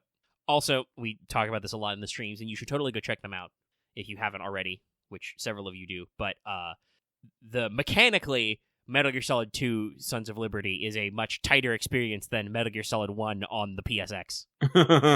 It's amazing what a new console generation will do for you. I really am. Again, we're all waiting with bated breath for Master Collection Volume 2 because I'm sincerely hoping we've managed to make a Metal Gear Solid 4 port. That appears to be what Konami is saying their plan is to do, and because that will be another like really interesting look to do the jump from Metal Gear Solid 3, another phenomenal game with like very tight gameplay that's got a lot of cool features, to Metal Gear Solid 4, which is pares down some of its like you don't get as in depth with like feeding yourself and healing and stuff, but very tight gameplay. Nah, the gameplay is good. No, there is something special about 3 that really like gets into the survival aspect of being in the fucking jungle. No. You have to set bones, you have to remove leeches, disinfect wounds, you have to eat. I think one of my favorite things about 3 is that if you discover fucking like enemy storehouses of like weapons and or like food, you can blow them up. Yeah. And then enemy soldiers in that will run out of ammo or run out of food, and it's the food one is great too because they are literally wandering around going, "Oh, I'm so hungry," and you can absolutely torment those motherfuckers. We joke a lot about how bad Metal Gear Solid guards are. You can do some heinous shit to these guys in Metal Gear Solid 3. Not that you should feel bad for them. They are, Soviet guards in the 60s, but there's some gnarly things you can do. You can, throw caged animals and make them eat poison dart frogs because they're so hungry they're dumb enough to do it. Yeah. You can just use a ration on the floor as bait to lure them into a horrible trap. And then the classic, obviously, in the mountain area, I know you guys know about this, but you can absolutely kill a guy, wait for vultures to drop and try to eat him, kill those vultures, and eat them. It's such a tech jump, and like I said, 4 has its own crazy advances. The gunplay in 4 is super tight, and just sneaking in 4, that is a sneaky-ass game. Oh, God. I have such vivid memories of Chapter 1, of just, like, slowly inching up behind an octo camo behind just a couple of guys in like ruined buildings, Mm-hmm. and just the way the censoring works. But yeah, it's remarkable how much extra stuff they do. 3 actually introduces CQC and all that fucking stuff. Yeah. They're like, now we're done with guns. Let's actually get more into hand to hand. And so you can, start holding up people, like throwing down people. It's just, oh god. Yeah, you can actually do the pat down, which can end in the nut crush in 3. Lots of other fun stuff. The disguises are also like, I mean, I know we're prototyping that in 2, but obviously they do the full camo menu, so you like actually have a lot of depth to how that works. Especially when you get like the sneaking suit and you can, use that for damage reduction and stamina recovery and stuff. Metal Gear Solid games are really cool, chat, and you should watch us enjoy how cool they are, but also we will laugh at how dumb these guards are. Raiden does a fucking cartwheel 2 feet away from a guy, but because it's in his periph, he doesn't see shit. But yeah. It's a good time. We'll keep going. We're having a fun time. We're gonna burn through the ones on Master Collection number 1. All in the Q1 of this year, I think. Yeah, no. I definitely remember 3 is pretty long though. Yes, 3 is long. I can't remember how much is left in 2. Like I think we've hit the halfway point. I think. I would guess probably because there's literally like, you're crossing into the other section of the big shell and stuff is happening. No, but I remember there's like there are like a couple set pieces, like got to meet a new character. We got to, get her through like underwater zone, then we have to guard her, crossing things. And then so I'm pretty sure the HD port is based on the subsistence version. So How to Beat is saying, like, if you're just speedrun story, it's about 16 hours. If you're aiming for the main story, plus some extras and side stuff, also some wiggle room if you're not perfect at Metal Gear Solid 3, about 19 or 20 hours. The funny part is if you're doing the completionist run, I don't know if that's counting multiple playthroughs to get, like, all the extras, but for subsistence, it says 29 hours. So, really? Depending on how thorough we are, we will definitely be in Metal Gear Solid 3 for a bit. Let me compare to 4. Yeah, because then we start with Virtuous Mission, which I don't know. That'll probably only be 1 because it's just getting through the first 3 areas, and then you get to the first area. Yeah, it's and then after that maps. Yeah, and then actually Snake Eater. We go through the first area again, and then it's gonna be a few. Yeah, it's an in-depth game, and we greatly appreciate for it. And I honestly, once again, this is another reason why I think Konami is actually doing the very smart thing with Metal Gear Solid Delta, like starting at the beginning, but also that's such a great game to try and like reimagine. Because I was thinking about this, we were talking about how the gameplay is very distinct. In terms of like pure third-person shooter gunplay stuff and like the open world of it, Metal Gear Solid 5 is a very brilliant game, but I think either because they were trying to slim it down for time or just because the idea is that Big Boss, aka Venom Snake, is just such a fucking unit by the time you get to the 80s that they just don't give a fuck about it. There's a lot less of that survival type stuff in it. You can still do a few cute things, like obviously you can hunt for like plants, you can interact with animals, you can do some interesting kind of like climbing and surveying stuff, but you don't really have to worry about, your stamina or whatever. You're never more than like 15 minutes top from a Pequod pickup, right? Mm-hmm. If you need a snack, you can literally get Mother Base to fucking air launch cardboard boxes to you. So it's a very different vibe. Peace Walker is also very similar. I know Lucky has not actually played Peace Walker. That'll be another one I hope is in Volume 2, because that game actually has like full-blown co-op shit. Yeah. You can do that co-op if able. Yeah. I would hope. I'm pretty sure the HD collection had it, and given that's what they seem to have done for the versions of 2 and 3 that are part of the Master Collection, they will probably just port the HD collection version of Peace Walker. So yeah, that had only online stuff in it. So yes, that'll be the very funny parts. That means that if we get to do it, we can do some of the real gimmicky shit. I mentioned that you can research the railgun in Peace Walker, but it's literally only in co-op because you need a second character to carry the crank. It is a hand-cranked dynamo railgun. But yeah, no, Peace Walker is also, like, it's big about the logistics of building up your Mother Base, right? But the actual mission feel is much more like, all right, Snake, you need to walk, like, through 2 rooms, talk to a guy, do a motion cutscene. Cool, great. Here's a boss fight. Peace Walker is also very interesting because instead of weird, wacky guys, you get to fight weird, wacky robots. The Peace Walker weapon development goes through multiple stages, so you have to fight a lot of giant robots. But yeah, that's actually that though. That's me reminding myself of that makes me very much more excited for 3 and 4 because 3 and 4 are really gonna be we're gonna hit the peak Kojima weird guys boss design. This is something we've been talking about. We were I felt almost rendered speechless by Vamp's introductory scene once again. Yeah. Like he's just so much, guys. Like. But the funny thing is that this keeps going. We even haven't hit the platonic ideal of guys. First of all, Vamp's in 4 again. There's going to be more Vamp. But in 3, you got to deal with... We have made so many jokes about the fear and the pain. But yeah, Metal Gear's a good time. You should check out the streams. I'm very excited for Kojima to release Fizzint in 2030. I'm just curious. What Fizzint is going to be about, Yeah, plot-wise, if he's like unbuckled from the Metal Gear continuity, I don't know. Because, like, obviously, I think Hideo Kojima has some strong themes that we have seen throughout Metal Gears, right? Like, oh yeah, there's a lot of commentary about not even necessary political corruption, though that does happen, but mostly just the, like, indifference of the military-industrial complex. Like, Snake is doing these missions because it's the right thing to stop terrorism, but that's because, this would hurt innocents, not because, yeehaw, demo dow, go America, kind of a thing. Mm-hmm.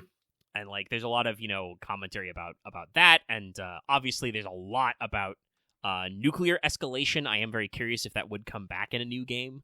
I don't know. But I feel like we're not about necessary nuclear escalation anymore. Yeah. Well, I don't know. I need to see what frickin' Yoji Senkawa has, like, cooked up. Like, give me some art, man.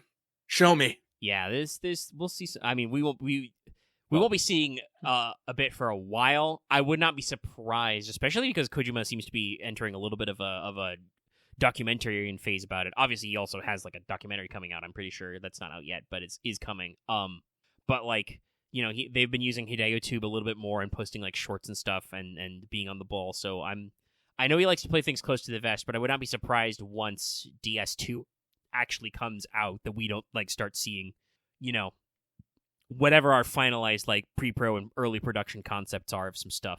Yeah, no, like again, I wish I knew what kind of states all like 3 games were in. Like I'm sure like that Fizzint is it's probably still in the concept range. It's probably not even in pre-pro at this moment. Yeah, I would argue that we probably shouldn't even call it pre-pro, but that is technically how Kojima pitched it, is that they are concepting at a game in the tactical espionage genre, but will not be putting it into full swing until Death Stranding 2 is out the door. So Death Stranding 2 is with at least a full year to go, probably. I do not predict it will be like a January release next year. That is deep in the production side. Obviously, it's far enough along that he's got like gameplay and stuff, but yeah, we're still in production. It's based on the previous engine, so there's probably a lot of stuff they can reuse. But yeah, they probably shortcutted a few things, but they have to add the new things, and at the very least, we're building all new environments and new character models. Like fucking Higgs' fucking glam rock fucking style is. We've got BB Robot. We've got several new characters. We've got new sets, obviously in the form of the ship, the Magellan, and stuff like that. So yeah, he's working on some stuff. And again, we also don't know where he is on his Xbox game. I cannot remember the name of it. I mean, unfortunately, is it Project Overdose? It was, or is it just Project OD? And it was codenamed Overdose before. I think it was Project OD. Yeah, I think it's Project OD, and Overdose was just the codename we knew it by. Yeah, that one is like that. They just showed a fucking loosey-goosey, live action concept trailer, so I literally have no idea. He's been cooking that one for Xbox for a while, so I don't know. That is in collaboration as well, though, so it's like with Jordan Peele, right, as well. So that's the thing. I don't know where exactly we're at, but it'll come. Part of me does wonder with the direction Xbox has been taking. This is probably a good update to throw in our WhatsApp. I wonder if that game will stay exclusive to Xbox depending on its size. So Xbox did have they called it an Xbox podcast. It was like a 20-minute update. Not quite a presser, but like talking about business stuff. And Yeah, they are actually going to take some of their games third party. They did not name names, but I believe it was 4 or 6 titles. I think it was 6. Yeah. Several titles will be coming to Switch or PS5. I believe that at the moment, Phil Spencer is standing firm. This does not include Starfield or the new Indiana Jones game. They are still trying to keep Bethesda boxed up on Xbox. I'm going to be honest. While I am a little glad because I did make sure to get a PC that would run Starfield. Like I said, I don't know if I would want to actually play Starfield on my PS5 because I feel like based on what people have complained about Starfield, I'm going to want access to mods. Yeah. Because unfortunately, going for the large, I know I'm pretty sure Todd Howard said that their 1,000 planets were not procedurally generated. They didn't literally handcraft the 1,000 planets. You probably ran that through some kind of randomizer and then passed off the concepts to artists to individually make. But making procedurally generated ass No Man's Sky planets does not fit Bethesda's game design space very well. Which is a shame because, like, I do think Bethesda can build you a very robust game map to explore. I do actually think that there's, like, a decent amount going on in the game space of Fallout 3 and Fallout 4, and definitely Skyrim. Skyrim is arguably too cluttered. You cannot go 5 feet without hitting a cairn or a crypt full of Draugr or a cave or a village or something. And, like, that's the appeal of that game, but it is very busy, you know? But yeah, but at the same time, telling me that Starfield and this new Indiana Jones game are not going to leave Xbox or PC is not going to make me run out and get an Xbox. No. Like at best, that's like, okay, then I'll definitely get it on PC. Yes, or a Giant Camp. Thank you, Aaron. The Skyrim Space Program, a favorite. Been there a couple times. I can't remember if that was an intentional or a glitch up. I think that was a glitch up. Yeah, but it's just so iconic that. Yeah. Well, again, I take that back. But Bethesda doesn't patch shit. No. They do occasionally fix stuff. They're just very bad about it. I remember there's a bug in the intro where a bee has collision on, and that can like catapult the infamous Skyrim cart into the stratosphere. Bethesda did actually eventually catch and fix that, I believe. But I think the giant thing is one of those things where they just looked at it and are like, okay, so the acceleration is not exactly intended, but this is fucking hilarious. We're leaving it. No, ragdoll physics are great. No. There are some great ragdolls in Skyrim. It's very funny to just drop a bandit and watch him tumble down the fucking Skyrim mountains. I mean, if you need his shit, it's not great, but yes, it's very funny to watch guys end over end. But yeah, no. Starfield just feels like it doesn't have quite the same heart, which is a shame because I was very excited for Bethesda in space, and it unfortunately seems like they were just a little too milquetoast about it. The Indiana Jones game, I mean, they got Troy Baker as Indy, so like that seems cool. But again, I'll get it on PC. Note to self: let me find a compatible version of Indiana Jones and the fucking Fate of Atlantis. I'll play that old fucking dot shit for you guys. I'm sure we can probably make that swing at some point. Like, you guys remember fucking adventure games where you have to rub items on everything to figure shit out?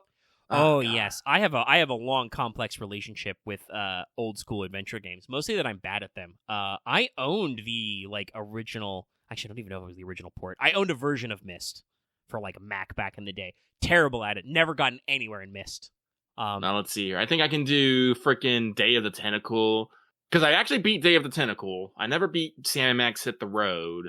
Fucking. I played an educational point-and-click adventure game called Museum Madness as a kid. That I was okay at because that was like puzzles about history and science and shit. Some of those were very... Ooh, pixel placement, everybody. Gives me the agita even today. Fucking talking about educational games, the old Carmen Sandiego. Oh, yeah. Game. That's how I learned about fucking Leif Erikson, and that's where I originally learned about how the days of the week were originally named after fucking Norse gods. God, man, those little nuggets that stick with you. Fucking Xbox can keep their Indiana Jones game. I'm gonna go play Indiana Jones and the Fate of Atlantis. Everybody's got wall scrolls worth of random anxieties. No, I'm just like I was a kid, so that's a deep seated thing of just click right. Some of you guys don't understand how fucky old computers were. Not even old computer games, but computers used to be clunky. I played I know that was old even but when I was a kid, but I played the original Duke Nukem and Commander Keen on an old, MS-DOS machine, right? Like, computers used to be janky. Now you got your fucking gamer mice with their smooth contours and their buttons. He says, putting his hand on his, new mouse. But like, there's some weirdness. Pixel hunting is absolutely a problem with like old school adventure games. There's a few of those that I wouldn't mind like taking a crack at some point. Probably. Do I own a copy of the PC version of I Have No Mouth and I Must Scream? That's a wild. I did not play that game as a youth, obviously, but that's a wild fucking game, based off a Harlan Ellison short story. But yeah, no, like I know that like Xbox thinks that the Indiana Jones thing is going to be like a killer IP game. Unfortunately, because video game development takes forever, it's probably really not, because they released an indie movie that was not good. People did not like Dial of Destiny, basically. A recurring trend, Madam Web has come out and is being considered worse than Morbius, which is a mood. And this is not like a critics audience disconnect. Audiences also are not super having fun with Madam Web either. It's just not a great idea. But I guess Sony is trying to keep the Spider-Man IP alive when they're not, producing the animated ones. But yeah, no. So that said, I am kind of interested in the games that they are talking about shipping out. I know for sure that names that have been floated include Hi-Fi Rush, a Tango GameWorks game that came out early last year, about a year ago at this point, and that's a game that a lot of people said was cool, and I'm like, oh, well, maybe I'll pick it up on PC, and now I'm like, I could pick it up on PS5. That could be fine. I assume that one on PS5. I don't know if it would fit for Switch. It also I think it probably sounds fit for Switch. It might fit for Switch. It doesn't seem like a super graphic intense game. We'll see what the marketing is. I'm pretty sure that based on the infrastructure, Sea of Thieves would probably be picked for a PS5 title. That is another one that they are planning on. That seems like in general just a better move to like, because that's multiplayer to spread out. Yeah, I would definitely be. I haven't tried it yet myself, but that seems like a game that, depending on what price point and how it comes out to PlayStation, I would be like, yeah, sure, that's okay. I made a joke in our Discord about, I wonder if there were behind closed doors talks with Sony about stuff, and I joked that maybe Sony decided to let go of any reservations they have about putting Final Fantasy XIV on Xbox to get Sea of Thieves. I don't think that actually happened, but it is pretty interesting. We are, this month, they are doing the beta test for the Xbox version of 14, and previously it has been well reported that behind closed doors, Sony has actually leaned on Square Enix previously to not release an Xbox version. I believe it was maybe even as far back as the PS3 days. It's been planned to have an Xbox version, but Sony was like, no, we are not sharing server space with Xbox. So it's interesting that tune has changed. I think personally, I think that makes sense. Back in the PS3 era, that's during the days of the Xbox 360. Xbox 360 was a console. That was a good console. Yeah. They had a lot of good games at that time. At that point in time, yes, I can understand Sony going, no. Yeah. But fortunately, and honestly, Xbox even in the early PS4 era, right? Because that's the PS4 was when Sony was like, no, we're going to win back the crowd. Yeah. And they did. But now we're kind of in a reverse position where Xbox is literally saying shit like, we can't release games like Sony and Nintendo. So they're definitely kind of appealing to a weaker position. But yeah, I believe another one of the games that have been floated was Grounded, which is the kind of like Honey, I Shrunk the Kids, type open world survival game. You get shrunk down and you gotta live in the backyard with ants and spiders and stuff. Mm-hmm. I've seen some footage of that. It looks all right. That's another kind of I believe that game dev studio was kind of smaller and more independent until they got bought out by Microsoft. So that game just kind of ended up exclusive as a result. But yeah, it's an interesting to see. I know that some people were super invested in the idea that we were Xbox was gonna cave, that you're gonna see Starfield on PS5. I assume that's why Phil went out of his way to say that they weren't planning on that at this time. But I personally wasn't counting necessarily specifically on those games. I just know that it was a well-reported rumor that basically, as a lot of leaks come out or just general vibes, the sense I got from behind closed doors was, hey, everybody should prepare that Xbox thing we're going to do this week. Some of these games are going to go third party. Interesting times we live in. Mm-hmm. But yeah, other than just generally talking about game stuff, we've been keeping up with a few things. Void Crew updated. Yeah, no, I haven't actually got a chance to get in there, but Void Crew has updated. They have they're doing a Valentine seasonal event now, and also they've done quite a few things. The big one, I think, for me and other people who are interested in it is though they have come out with a new loadout. They actually replaced one of the old loadouts. The Close Quarters Bottles 2 has been replaced with what called the Freedom loadout, in which they basically give you free real estate to customize ships how you want. It is locked behind some ranks, but I do believe I have access to it. So whenever I can get, the crew together, I would definitely like to go and try that. But I do know people are, they're still playing Power World. They're still playing Helldivers 2. It's like, I don't have either of those games, so I have to wait. I cry. I had to respectfully turn Aaron down. He tried to give me Helldivers, and I'm like, I would prefer to play that on my PS5. I did double check. Apparently, it does have crossplay. Yeah, it has crossplay. I know before Loth bought it, I know he double checked. But yeah, no, it's like I'm interested in Helldivers 2. Obviously, for my own bank account, I did just float $80 out of my PayPal. That charge will come due before too long. Wow, Axe is sliding. Axe is he's ready to Helldive. Yeah, he is. They're gonna kill us this way. But yeah, I didn't want to comment on it too much, but I will say, every person on the internet I know is super psyched for Helldivers 2. Content creators are posting videos. I understand the game is cool. Fucking, it looks like it's legit. There's no necessary microtransactions. You can earn everything in game if you want to grind it out, and shit like that. It looks like a cool time, but I'm busy and have other bills.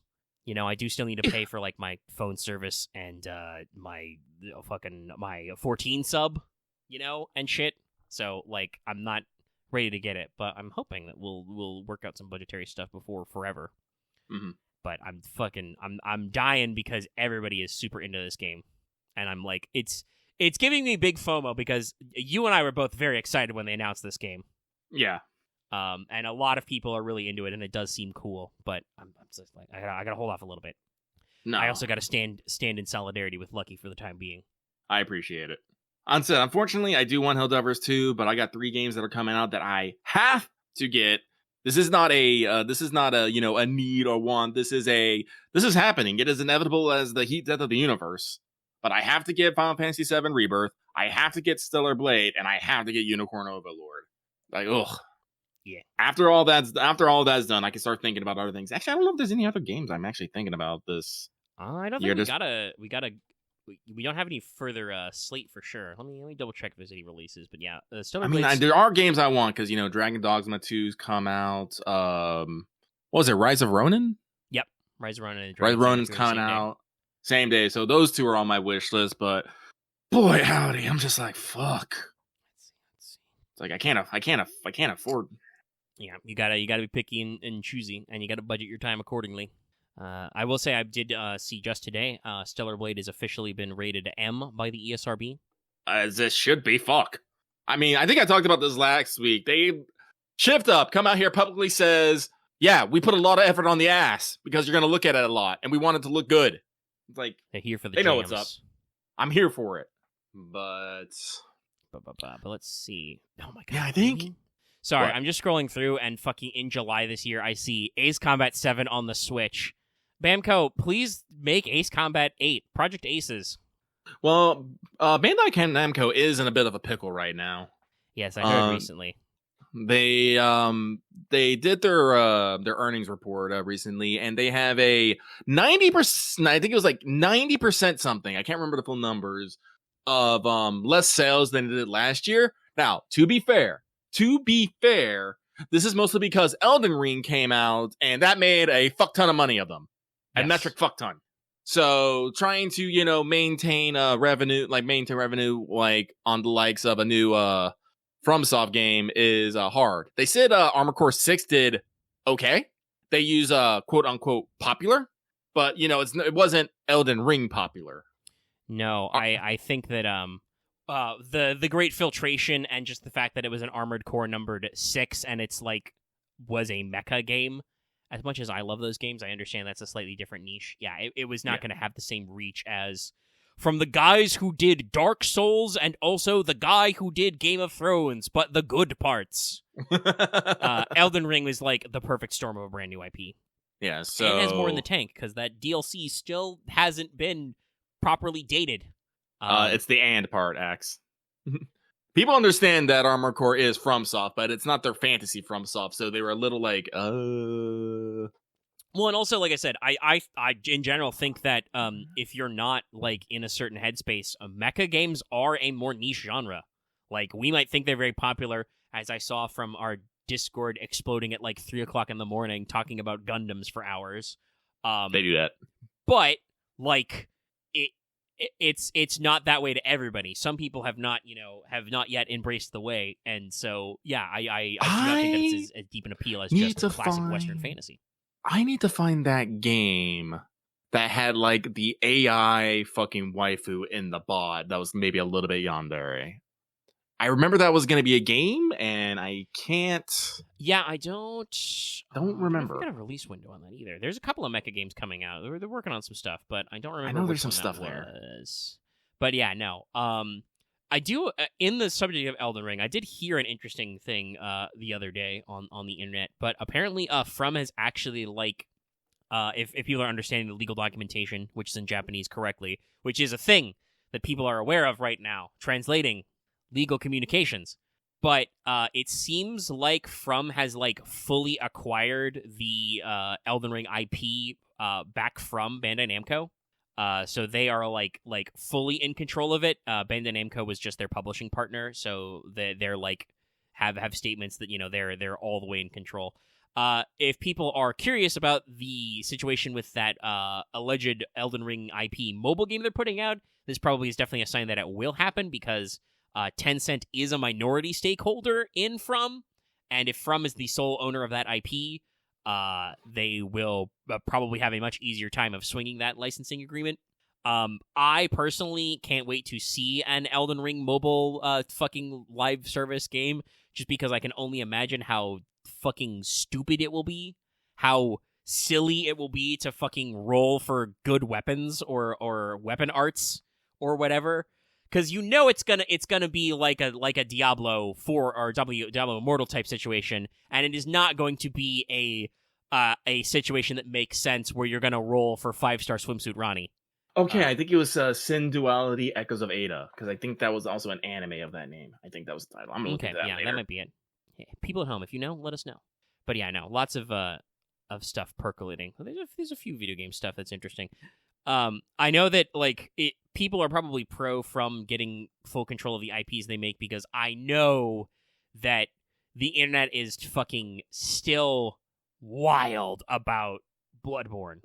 Like, every single time Sony is about to announce something, I think people were talking about like the every Sony presser. I think it was even mentioned during the one we knew was going to be all about Rebirth. People were still like, but Bloodborne though. Bloodborne Remaster. Some people are still going for Bloodborne PC port. I regret to inform you, I'm pretty sure the Bloodborne PC port will not happen anytime soon, because I believe it was going to be worked on, but was scrapped. They cut it. And if you're like, what's Bluepoint working on? They're supposed to be working on an original IP. They're not working on a remaster of Bloodborne like they built the Demon Souls remaster. But yeah, no, that's the thing that people are still like agita about. I agree with some sentiments that I do not necessarily think there needs to be like a continuation of the Bloodborne IP. I wouldn't mind if it like got off the PS4. Obviously, PS4 is a lot more easy to backwards compatible than previous generations. But, having access to games is cool, but it was, produced directly with the help of Sony, so if they don't want to bother with the cash to put it on PC, that's on them. It's their IP, and Bloodborne's super cool. I do like it. I do like the shift of pace from, kind of the turliness of some of the Dark Souls games that came out around then. The faster pace, the aggro is very fun. It's a good take on it. The aesthetics are chef's kiss. But games can just, be complete, I like franchise sequels, but I think that From especially has shown that they can take lessons from these kinds of games and turn them into different games. They don't necessarily need to keep releasing. They don't need to make Bloodborne 2, Bloodborne 3, etc. They can take stuff they learned from Bloodborne and apply them to other games. And, there are other games out there. Lies of P is very well received. One of the free monthly PS Plus games this month was Steel Rising, which was the kind of like the weird French like kind of Soulsborne like type game. That one I have not heard quite as well received as Lies of P, but it's out there. Yeah, I know. So I was thinking about that. I saw it and I was like, this ain't Lies of P. No, it is the game that is sadly not Lies of P. So I'm just like, son of a bitch. That's another game on my list that I want to get, Lies of P, but I can wait on that. That's like, I mean, for me, I have to like, if I'm gonna commit to a game in that style, I do already own Elden Ring. I need to like, if I'm committing to that, I need to reinstall and get in the hole. Yeah, and just like, sit down with the time. That is not something, unfortunately, that's happening at any time because, as we've established, I'm fucking I'm not even halfway through the year. I'm like 4 bosses down in P3R. But we're chewing through that, and then gotta get into Rebirth, etc. Like games keep on coming. Sony and Steam both have summer sales. I'll look out around that time. Yes. Sadly, in the great console war of our life, I do believe that Lies of P got on Game Pass, not the other setup. Well, let's see. What are the? I'm trying to remember. Where are our? Because in a couple of days we're gonna get the monthly PS Plus Extra and higher games. Let me see if I can find where that is. Oh, also, PlayStation released a trailer about exclusivity for Forever Skies, the like airship post-apocalypse game. That's still looking pretty cool. That's a first-person game where you're gonna be scavenging stuff. Looks rad. Where is that? Sony did say that this year they don't have any plans for any existing franchise titles this year. Like, they literally said that they won't have any existing franchise titles until, like, March 1st of 2025. That's not necessarily, obviously, cutting off their new IP or third-party titles. But, yeah, don't expect, like, a new God of War game secretly. Don't expect, like, any of the other titles. I assume that probably means I think they're counting Wolverine as that, but I don't know. This was one of the things that was not leaked when that ransomware attack happened last year. We do not know the release window, I don't think. Let's see. Your monthly extra games are going to include Outer Worlds Spacer's Choice Edition. Yep. Which I think that for free, that's a pretty good deal. That's by Obsidian and stuff like that. I played it through the PS4 version without the DLC. It was all right. Definitely has that classic Obsidian problem of very clearly was released like 2 to 3 months early. Didn't have time for that last little bit of expansion, but there was still some very fun stuff there. And it does, the Spacer's Choice does come with DLC. If you're a fan of Tales games, they're adding a fuck ton of those. Yep.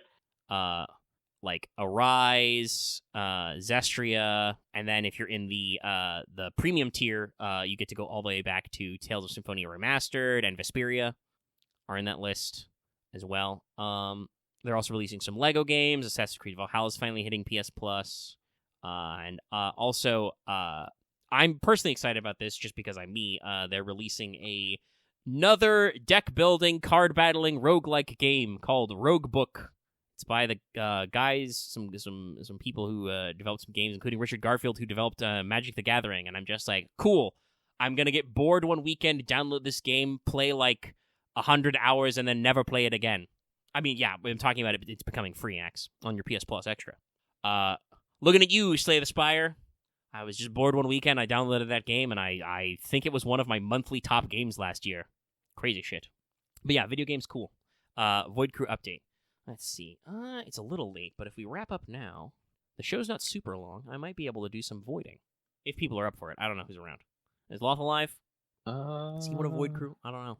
I made sure to update my copy anyway, just in case, because if we don't get to it today, we'll probably get to it tomorrow. As Lucky squiggles his microphone.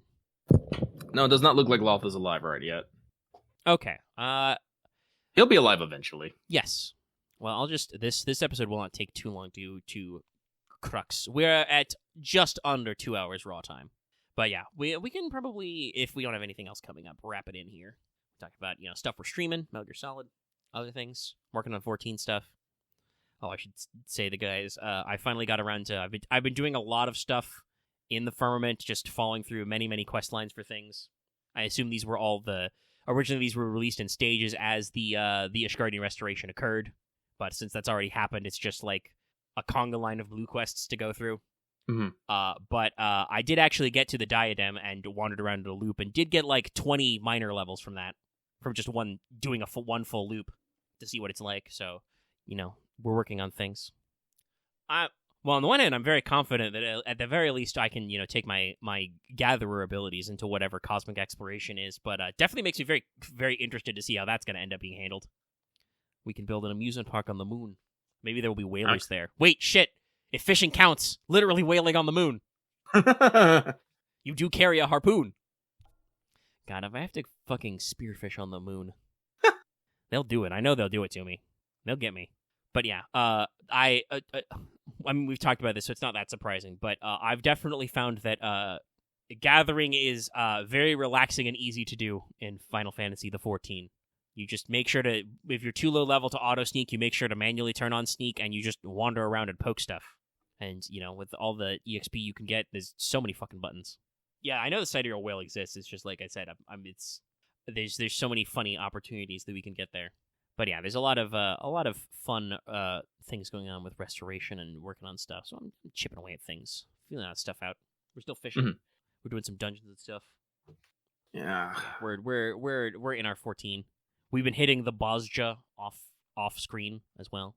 We're hitting those things. It'll probably come up again in a 14 stream when it's more relevant, but it's definitely cementing that I kind of stand with the a lot of the rest of the crew that like, okay, I get that Bozja is kind of like, unique and different and doing stuff, and it's definitely like not a lot of quote unquote downtime, but also like, damn, some of this stuff is just fucking bullshit. The added story stuff is cool. I bet it's a lot easier to clear story stuff doing Hildebrand quests than it was to go through a pit full of Dullahans for no other reason than, I guess, because it was there. There were other points in the middle of nowhere on the map I could have put that sensor in the ground. Yeah, one day we'll hit Red October. We missed it because I was fucking dead from the Dullahans. It popped, but I was like, well, I don't think we can join this while I'm fucking dead. Yeah, no, we had to do some crazy tactics to get a mega through there. Yeah, those guys were fucking saucy. Luckily, we managed to daisy chain a couple of revives to make it work, and then it was just fucking return, leave. I didn't even have to return. The game was smart enough that when I left the cutscene, it put me back at camp. It just moved me back to an Aetheryte. But yeah, no. It's neato, and this means that I'm interested in seeing what they do for a new set of field ops in Dawn Trail, but also like, I don't know that it's like a necessary feature that has to come out every time. Maybe we'll actually like have some extra polish. We'll learn some stuff going on. I do believe that like Eureka and Bozja are fairly different, right? Yeah. Yeah, they're obviously similar vibes, but not exactly the same. So whatever we get in Dawn Trail will probably be distinct in its own way, and hopefully be some polished stuff. But yeah, it's while I can see that I could easily go into Bozja to like do relic stuff or whatever. It's obviously a lot more entertaining and straightforward with a crew. Mm-hmm. And I am glad that if I ever do need to do some solo grinding for stuff for relic steps, I can do some fates and things. Though not always it's very easy, but yeah, it's definitely an experience that like is better with a squad, like many things. But yeah, we can wrap it up. I think we did cross 2 hours, by the way. Yeah, not that we have a hard limit, but yeah. No, I don't think there's necessarily anything to talk about. We're continuing to truck in Singularity War. I accidentally stole way more spotlight than I meant to last session. I guess it's the consequence of having ambition. Dreams, goals, plans. Yes. Also, I mean, it worked out eventually. I ground my Game Master gears until I figured it out. But also, some of that spotlight was you had ambition and one of the other characters had ambition, and briefly they were at loggerheads until we got it all lined out. Which is that's a natural screen time thing that happens. Yeah, that's unfortunate when you have two stubborn people butting heads. Yes.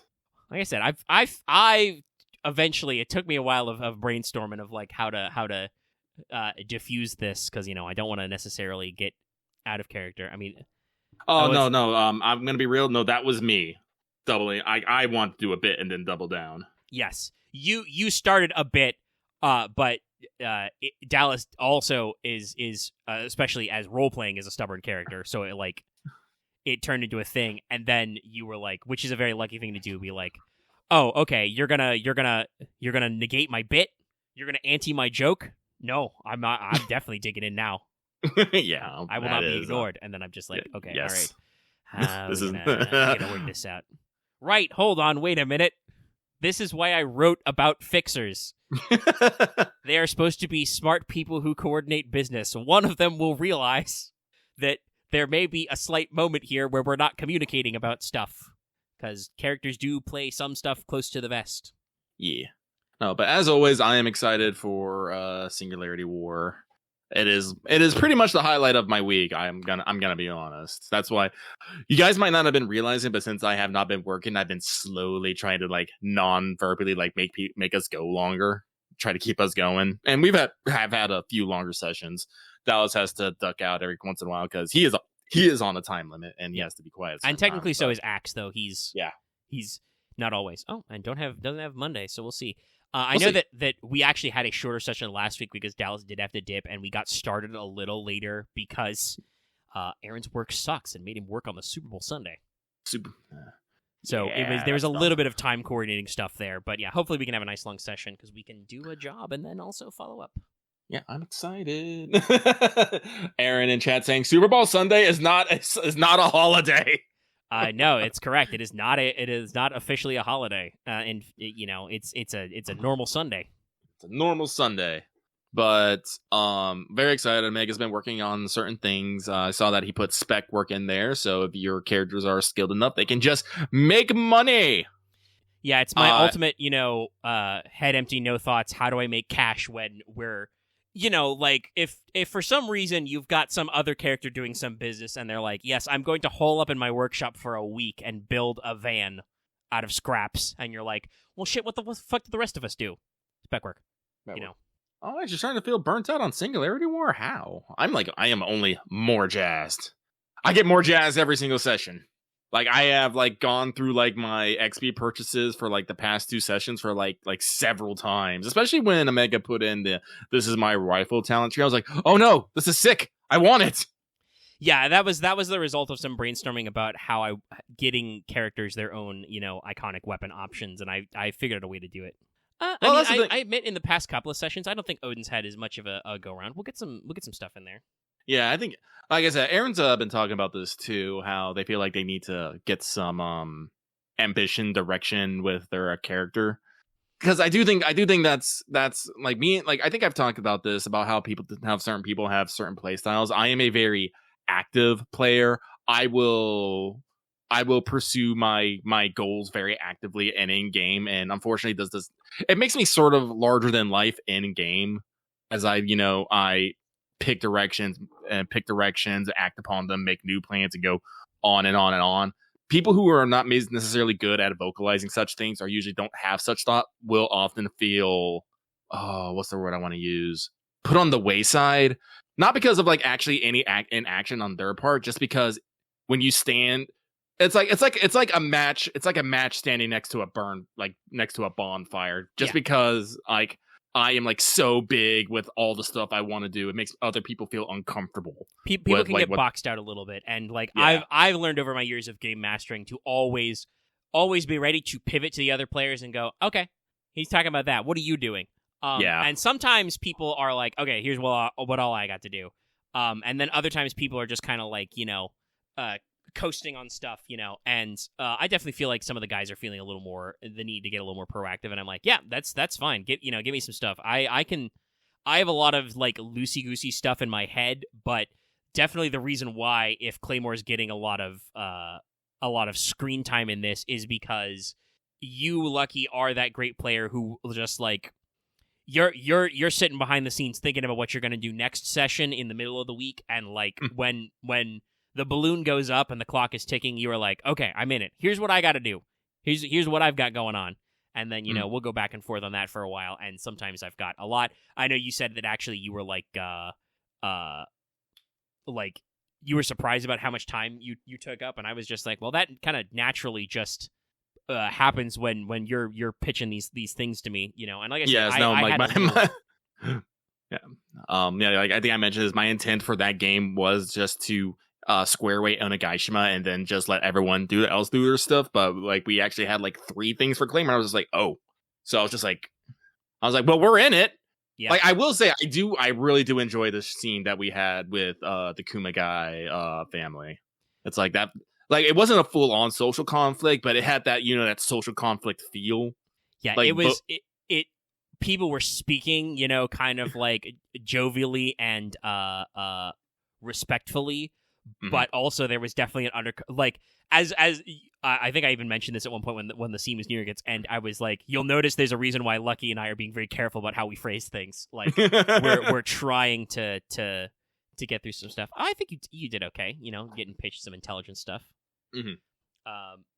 Yeah, no, I mean, I think to me, Aaron as Wolf did about as much as I thought he might from the downtime. You know, I pitched him a couple stuff, and you know, he set out his feelers, and that's kind of like a, speaking to our great fishing, you know, you throw out the bait and you wait for it to reel back kind of a thing, and that will reel back. And now he's chumming the waters further, kind of as we tail into that session as well. So like that'll all come back in, you know. It's definitely the kind of thing though where like there are times when and even Lucky has done this. There have been times, even both the Sprawl before and the Singularity War after the Genesis hack, where like sometimes you guys are just sitting back and are like, "Oh, Omega says he's got some jobs drawn up. We're just gonna wait for the next job, you know, and just see what's right around the corner." And then there are other times where it's like, "Okay, you know, not only am I waiting for a job, I'm proactively being like, I'm going to a job. We want jobs." Well, hopefully you can hit some of your stuff. I think you've got enough. You've got enough of your. You're really starting to shape up with your kind of like both passive and active buffs to everybody. I did by design put you guys on a little bit of a clock this time. Oh, yeah. I injected a sense of urgency. I did the classic suddenly ninjas type shit. You know, you guys were just chilling, and I'm like, hey, this downtime you're on, we're not downtime anymore. Clock's ticking. So I will be very interested to see kind of how you guys handle because honestly, I wouldn't say I've been softballing your mission so far, but definitely I've been, while we're still getting used to the new system and the characters are kind of building themselves back up, I've been definitely on the lenient side with like timing and stuff, right? Yeah. Like not giving you a lot of urgent jobs. So I really want to see what you guys do in a speedball situation to get in there.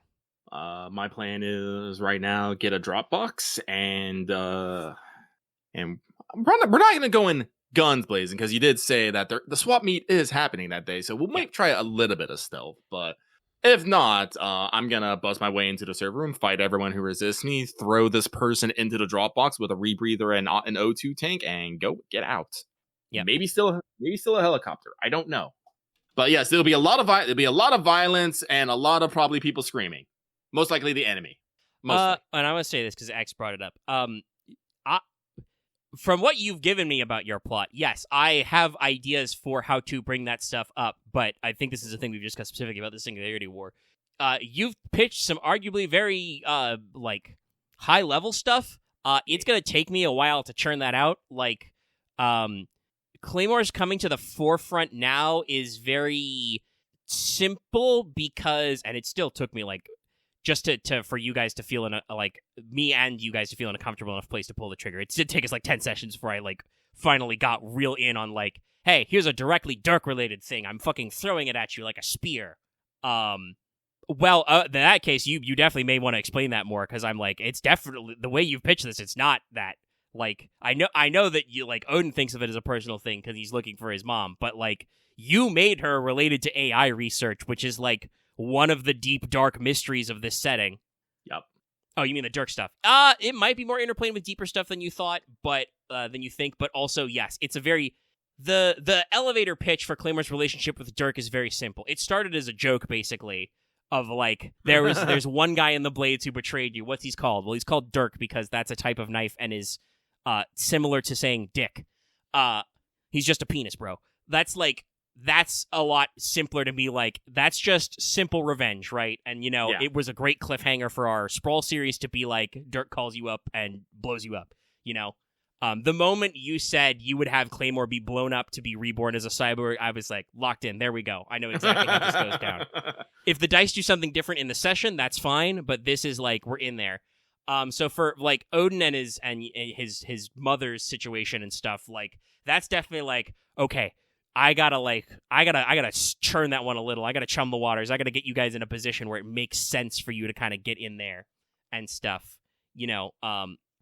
like see what's going on. Yeah, and I don't have a lot of detail about the rest of your family as well. So like, if you have thoughts about those guys, you can float them to me. I know that several characters have longer lists of stuff. Like Wolf's done a lot of thinking about what his family's doing exactly. Like if you guys provide me with names, I'm okay to use them. Dallas has a whole family tree. Yes, Dallas has got a big long list. So like, if you want to float me some like rough NPC names and profiles, I can slot those into the process. Like I said, there is a process, and it's I know I keep saying like churning, but it does kind of feel like a great wheel. Like I'm just spinning the hamster wheel of the dynamo to like charge up the plot, and those plot bullets are eventually going to get fired. It's just finding the right time. I guess it is kind of about like a little bit of a family thing. If you include the classic found family business, because I don't know anything about Claymore's biological relations. Nope.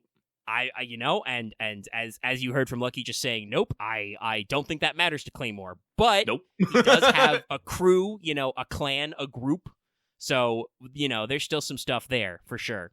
Listen, if one of the Blades calls Claymore and says, "I've been captured, help me," Hellfire will raid upon this city until that person is found.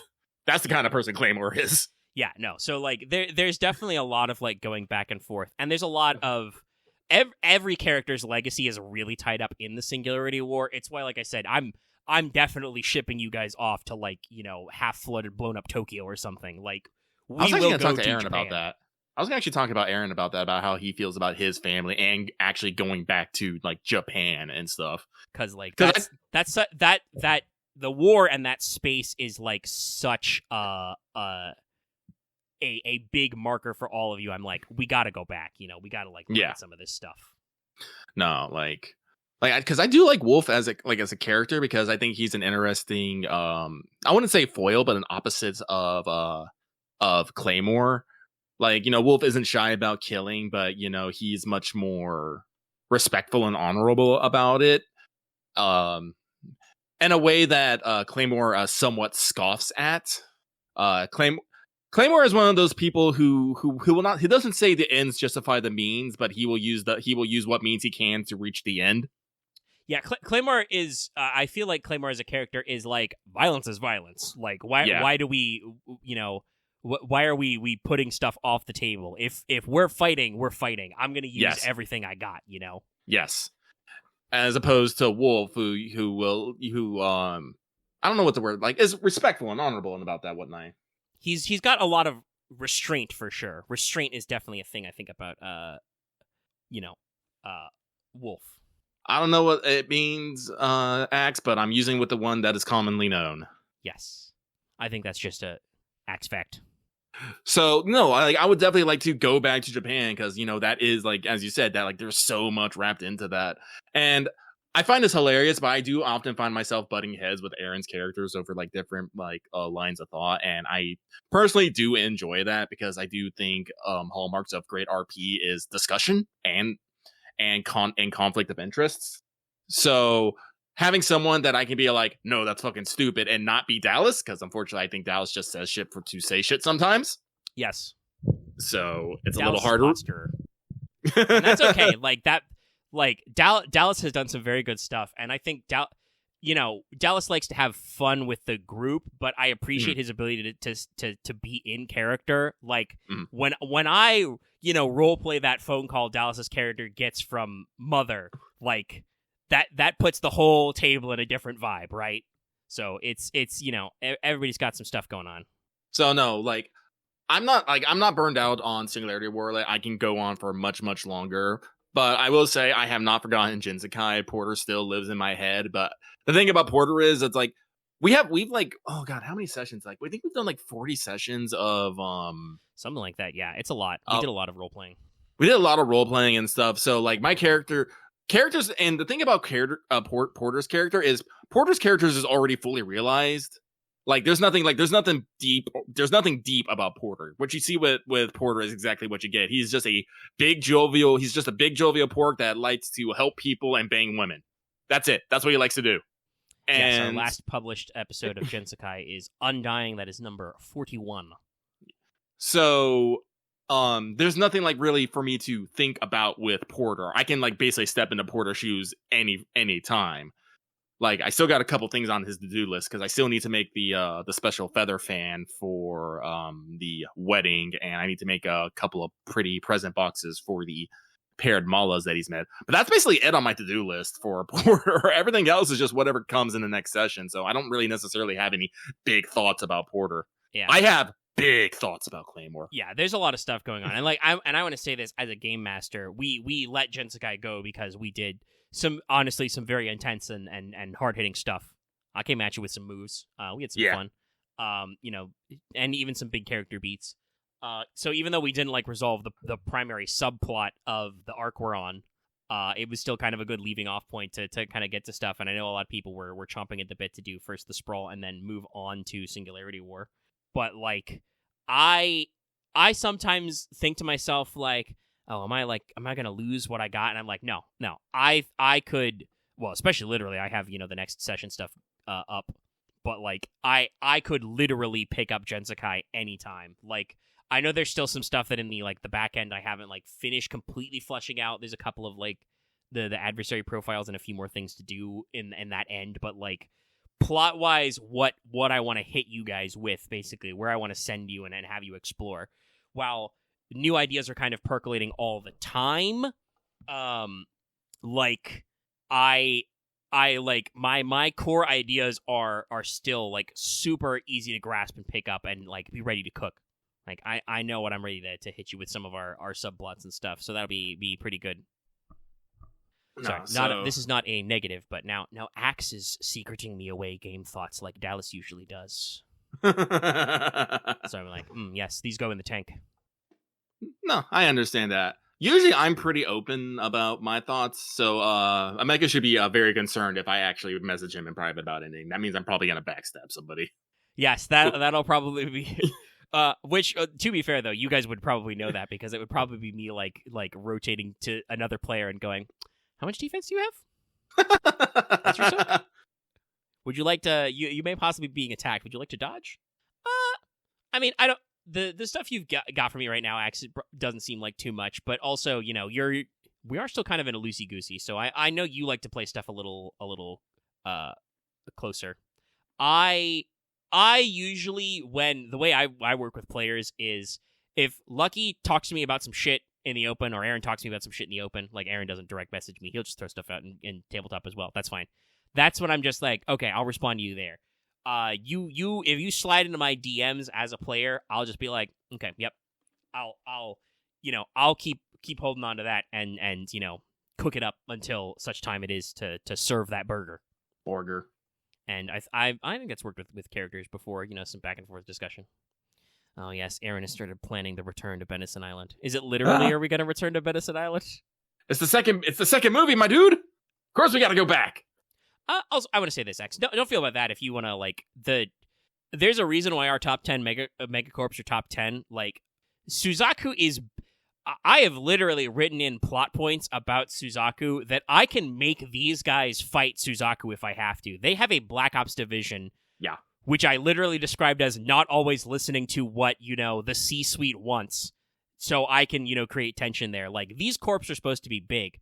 The only one I feel like would be kind of chaotic would be stuff with Stone and Sons, of, like, that would be very hard to swing a Splinter faction in, but I could still make stuff work. Honestly, in there, I don't even need a Splinter faction. I just need to be like, fucking going in there. Well, also, go for it. I'm gonna say, some of the groups should be too strong. Like, honestly, this is Cyberpunk. There are some things that you just cannot beat. It's like, I'm not like SSS and is not a 1-to-1 with Arasaka, but it's one of those things. at no point do you actually really, fuck over Arasaka in Cyberpunk 2077. You might give them a bit of a setback, but no, they're still like, even though, Johnny motherfucking Silverhand, detonates a fucking nuke, even though, he goes up there and, stops, their Alt Cunningham program, even though, fucking David Martinez, ran up that fucking tower, blew up a fucking the guys, and even though, V, through some way goes up there to get to Mikoshi, Arasaka's still going fucking strong. Just because like a group of people goes on and slaps around a bit of their projects, they don't fucking, they're like, oh, well, we're just going to mark that off on the fucking year's profit. And they just keep trucking on. It's just one of those things. I think one of the things about Cyberpunk is like, and just like punk genres in general, there should be some sort of big bad that you just actually cannot stop. You just have to kind of deal with it. Like Claymore. Go ahead. Claymore relations with SSS he isn't like he is loyal to them, but it's not a loyalty born on fanaticism. It's a loyalty of choosing the devil that you know.